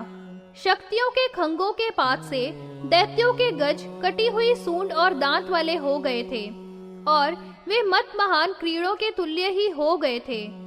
इस प्रकार से वीरों का युद्ध प्रवृत्त हुआ था, जो कि कातरता को प्राप्त होने वाले मनुष्य तो उसका स्मरण करने में भी सर्वथा असमर्थ हैं। और भीषणों का वह शस्त्रों का व्यापार भी महान भीषण तथा दुर्गम था। वलाहक, महागृद्र, वज्रतीक्षण, मुख आदिक, काल दंडोपम, जंगा कांड में प्रचंड पराक्रम, संसार गुप्त नाम वाला आगे पूर्व में समुत्थित हुआ था। उसका धूम की तरह धूसर आकार था और पंखों को जब क्षेपण करता था तब बहुत भयंकर हो जाता था। वह युद्ध करने में दुर्मत अनेक प्रकार के वाहनों के ऊपर आरोहण करके उसने युद्ध किया था। वह दोनों पंखों को फैलाकर भयानक घोषों के द्वारा आधे कोश तक स्थित हुआ था। अंगारों के कुंड की भांति अपनी चोंच को फैलाकर सेना का विदारण करके वह संहार गुप्त महागिद्ध था, जिसके बहुत क्रूर नेत्र थे। रण में धनुष को खींचकर वलाहक को बहुत ऊंचा उठा लिया था। एक गिद्ध की पीठ पर स्थिति करने वाला वलाहक शरीर को विधुनित करता हुआ सपक्ष कूट शैल पर स्थित वलाहक के ही समान हो गया था और सूची मुख दैत्येंद्र सूची के तुल्य निष्ठुर पंखों वाले काक वाहन पर समारूढ़ हुआ था और उसने बड़ा ही कठोर युद्ध किया था। वह मत था और पर्वत की चोटी की भांति उसकी आभा थी। वह चंचू दंड का उद्वहन कर रहा था। वह काल दंड के प्रमाण वाले जंघा कांड से बहुत ही भीषण दिखाई दे रहा था। जमवाल के सदृश द्युति वाला पुष्कर वर्तक के समान था। उसके दोनों पंख एक कोश के बराबर आयत थे। ऐसे पंखों का उद्वहन कर रहा था। सूची मुख पर अधिष्ठित कटुवासित करट शक्तियों के महान मंडल को चोंच के आघात से विमर्दन कर रहा था। इसके अनंतर फलमुख अपने आयुध काल को ग्रहण करके कंक पर समारूढ़ हुआ था और पर्वत की भांति प्रकाशित हो रहा था। विकर्ण नामक दैत्येंद्र सेनापति महान बलवान था। उसने भेरुंड पतन पर समारोहण करके बड़ा भारी युद्ध किया था। अतीव भयंकर प्रचंड कुक्कुट ने पट्टिश नामक आयुध को ग्रहण करने वाले विक्टानन नाम वाले को वहन किया था। कंठ में रहने वाले रोमों को हर्षित करता हुआ और गर्जना करता हुआ वह शक्ति की सेना को देख रहा था तथा उसके नेत्र जाज्वल्यमान थे। ऐसा चरना युद्ध वहां से चल दिया था। करालाक्ष नामक राजा जो छठवां था वह अत्यधिक गरिष्ठ था। वज्र के समान ही उसका घोर निष्ठुर था और प्रेत के वाहन वाला था। वह भी चल दिया था। उसने पहले ही शमशान मंत्र शूर ने उसको संसाधित कर लिया था। ऐसे भूत समाविष्ट प्रेत ने रण में उसका वहन किया था। नीचे की ओर मुख वाले, लंबी भुजा वाले, दोनों पैरों को फैलाए हुए प्रेत के वाहनता को प्राप्त करके कुटिलाक्ष रवाना हुआ था। अन्य जो करट नामक दैत्यों की सेना का स्वामी था, वह वेताल के वाहन वाला था और शक्ति की सेना का मर्दन किया था। वह 1 योजन तक आयत था। वह वेताल क्रूर नेत्रों वाला था। इस वेताल की भी सिद्धि शमशान की भूमि में संवस्थित होकर की थी और मंत्र का जाप करके ही की थी। उसके द्वारा आदेशित होकर उसने शक्ति की सेना का मर्दन किया था। उस वेताल की सीमा में वर्तमान दानव ने शक्ति की सेना के साथ अनेक प्रकार से युद्ध किया था। इस प्रकार से महान खल 7 सागरों के समान उन 7 ने, जो बहुत ही उद्धत थे, शक्ति की सेनाओं को व्याकुल कर दिया था। उन 7 ने पहले तप के द्वारा सविता को प्रसन्न कर लिया था। तपस्या से प्रसन्न होकर सविता ने उनको वरदान दिया था, हे कैकसेयो, आप महान भाग वाले हैं। अब मैं आपके तप से प्रसन्न हो गया हूँ। आपका कल्याण होगा। आप लोग कोई भी वरदान मांग लो। सूर्य देव के द्वारा इस भांति कहने पर तप से अतिकृत हुए उन कैकसेयों ने अत्यंत दुर्दान ऐसा वरदान मांगा था, आप युद्ध स्थल में हमारे नेत्रों में और कुक्षियों में आकर विराजमान होवे, जिससे शत्रुओं को घोर तेज से दाह हो जावे। हे प्रभु, जब आप तपते हुए हमारी आंखों में सन्निधान करेंगे तो उससे हम जिसको भी देखें वह निश्चेष्ट हो जावे। विपक्ष के योद्धा आपके सन्निधान वाले हमारे नेत्रों से देखे गए होने पर स्तब्ध शस्त्रों वाले हो जाएंगे। हे प्रभु, फिर जब सभी शस्त्र स्तब्ध होंगे और हमारे देखने मात्र से ही अवरुद्ध हो जाएंगे, तो फिर निश्चेष्ट शत्रु हमारे द्वारा आसानी से मारे जाने के योग्य हो जाएंगे। यह पूर्व में ही वर प्राप्त किया गया था और कैकसेयों ने सूर्य देव से ही ऐसा वरदान पा लिया था। इसी वरदान से मध्योदत वे उस युद्ध में गए थे। इसके उपरांत सभी शक्तियां सूर्य के समाविष्ट नेत्रों द्वारा देखी गई थी और स्तब्ध शस्त्रों वाली होकर उत्साहहीन हो गई थी। कीक्सा के पुत्र सातों के द्वारा, जो कि बड़े ही सत्व थे, शक्तियों की सेनाओं के शस्त्रास्त्र विष्टम्बित कर दिए गए थे। उनका कुछ भी उद्यम नहीं हुआ था, अर्थात शक्तियां कुछ भी न कर सकी थी। उद्यम किए जाने पर भी उसका कुछ भी प्रभाव नहीं हुआ था, क्योंकि बड़ा भारी शस्त्रों का स्तंभन था। इस विष्टम्भ से अभिभूत हुई शक्तियों को चुप ही रहना पड़ा था। फिर दिवस के होने पर वे सब अनेक आयुधों से संयुक्त होकर अपने स्वामी की आज्ञा से समन्वित होते हुए दैत्यों ने शक्तियों की सेना का विमर्दन किया था। वे शक्तियां तो उस समय में शत्रु की सेना के द्वारा निरायुध और निर्व्यापार वाली हो गई थी तथा उन दैत्यों के वज्र कंकट भेदी शरों के द्वारा शुद्ध हो गई थी। दैत्यों के शास्त्रों के समुदायों से विद्ध शरीरों वाली हो गई थी और उनके शरीरों से रुधिर बह रहा था। वे रण में सुंदर पत्तों वाली कंकोल लताओं की भांति शोभित हो रही थी। वे समस्त शक्तियां हाहाकार करती हुई ललिता देवी की शरण में गई थी। ये सभी शक्तियां दैत्यों के द्वारा स्तंभित शस्त्रों वाली होकर रोने लगी थी। इसके अनंतर देवी की आज्ञा से प्रत्यंग रंगिनी दंडनाथा तिरस्कर्णिका देवी उस रण स्थल में समुत्थित हो गई थी। तमोलिप्त नामक सर्वतोमुख विमान पर महामाया ने समारूढ़ होकर शक्तियों के भय को दूर किया था। वह रथ श्याम कांति वाला था, तम से लिप्त और श्याम तुरंगमों वाला था। उस पर तमाल के समान श्यामल आकार वाली तथा श्याम कंचुकी को धारण करने वाली विराजमान थी।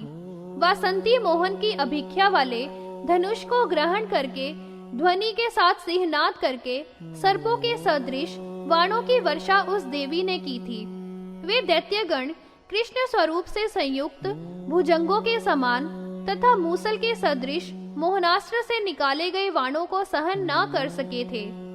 इधर उधर महामाया के बाणों से मर्दित होते हुए वे खल, जिनमें बलाहक प्रधान था, परमाधिक प्रकोप को प्राप्त हो गए थे। अनंतर में दंडनाथा के आदेश से तिरस्करिणी अम्बा ने शत्रुओं के युद्ध में अंध नामक महास्त्र को छोड़ा था।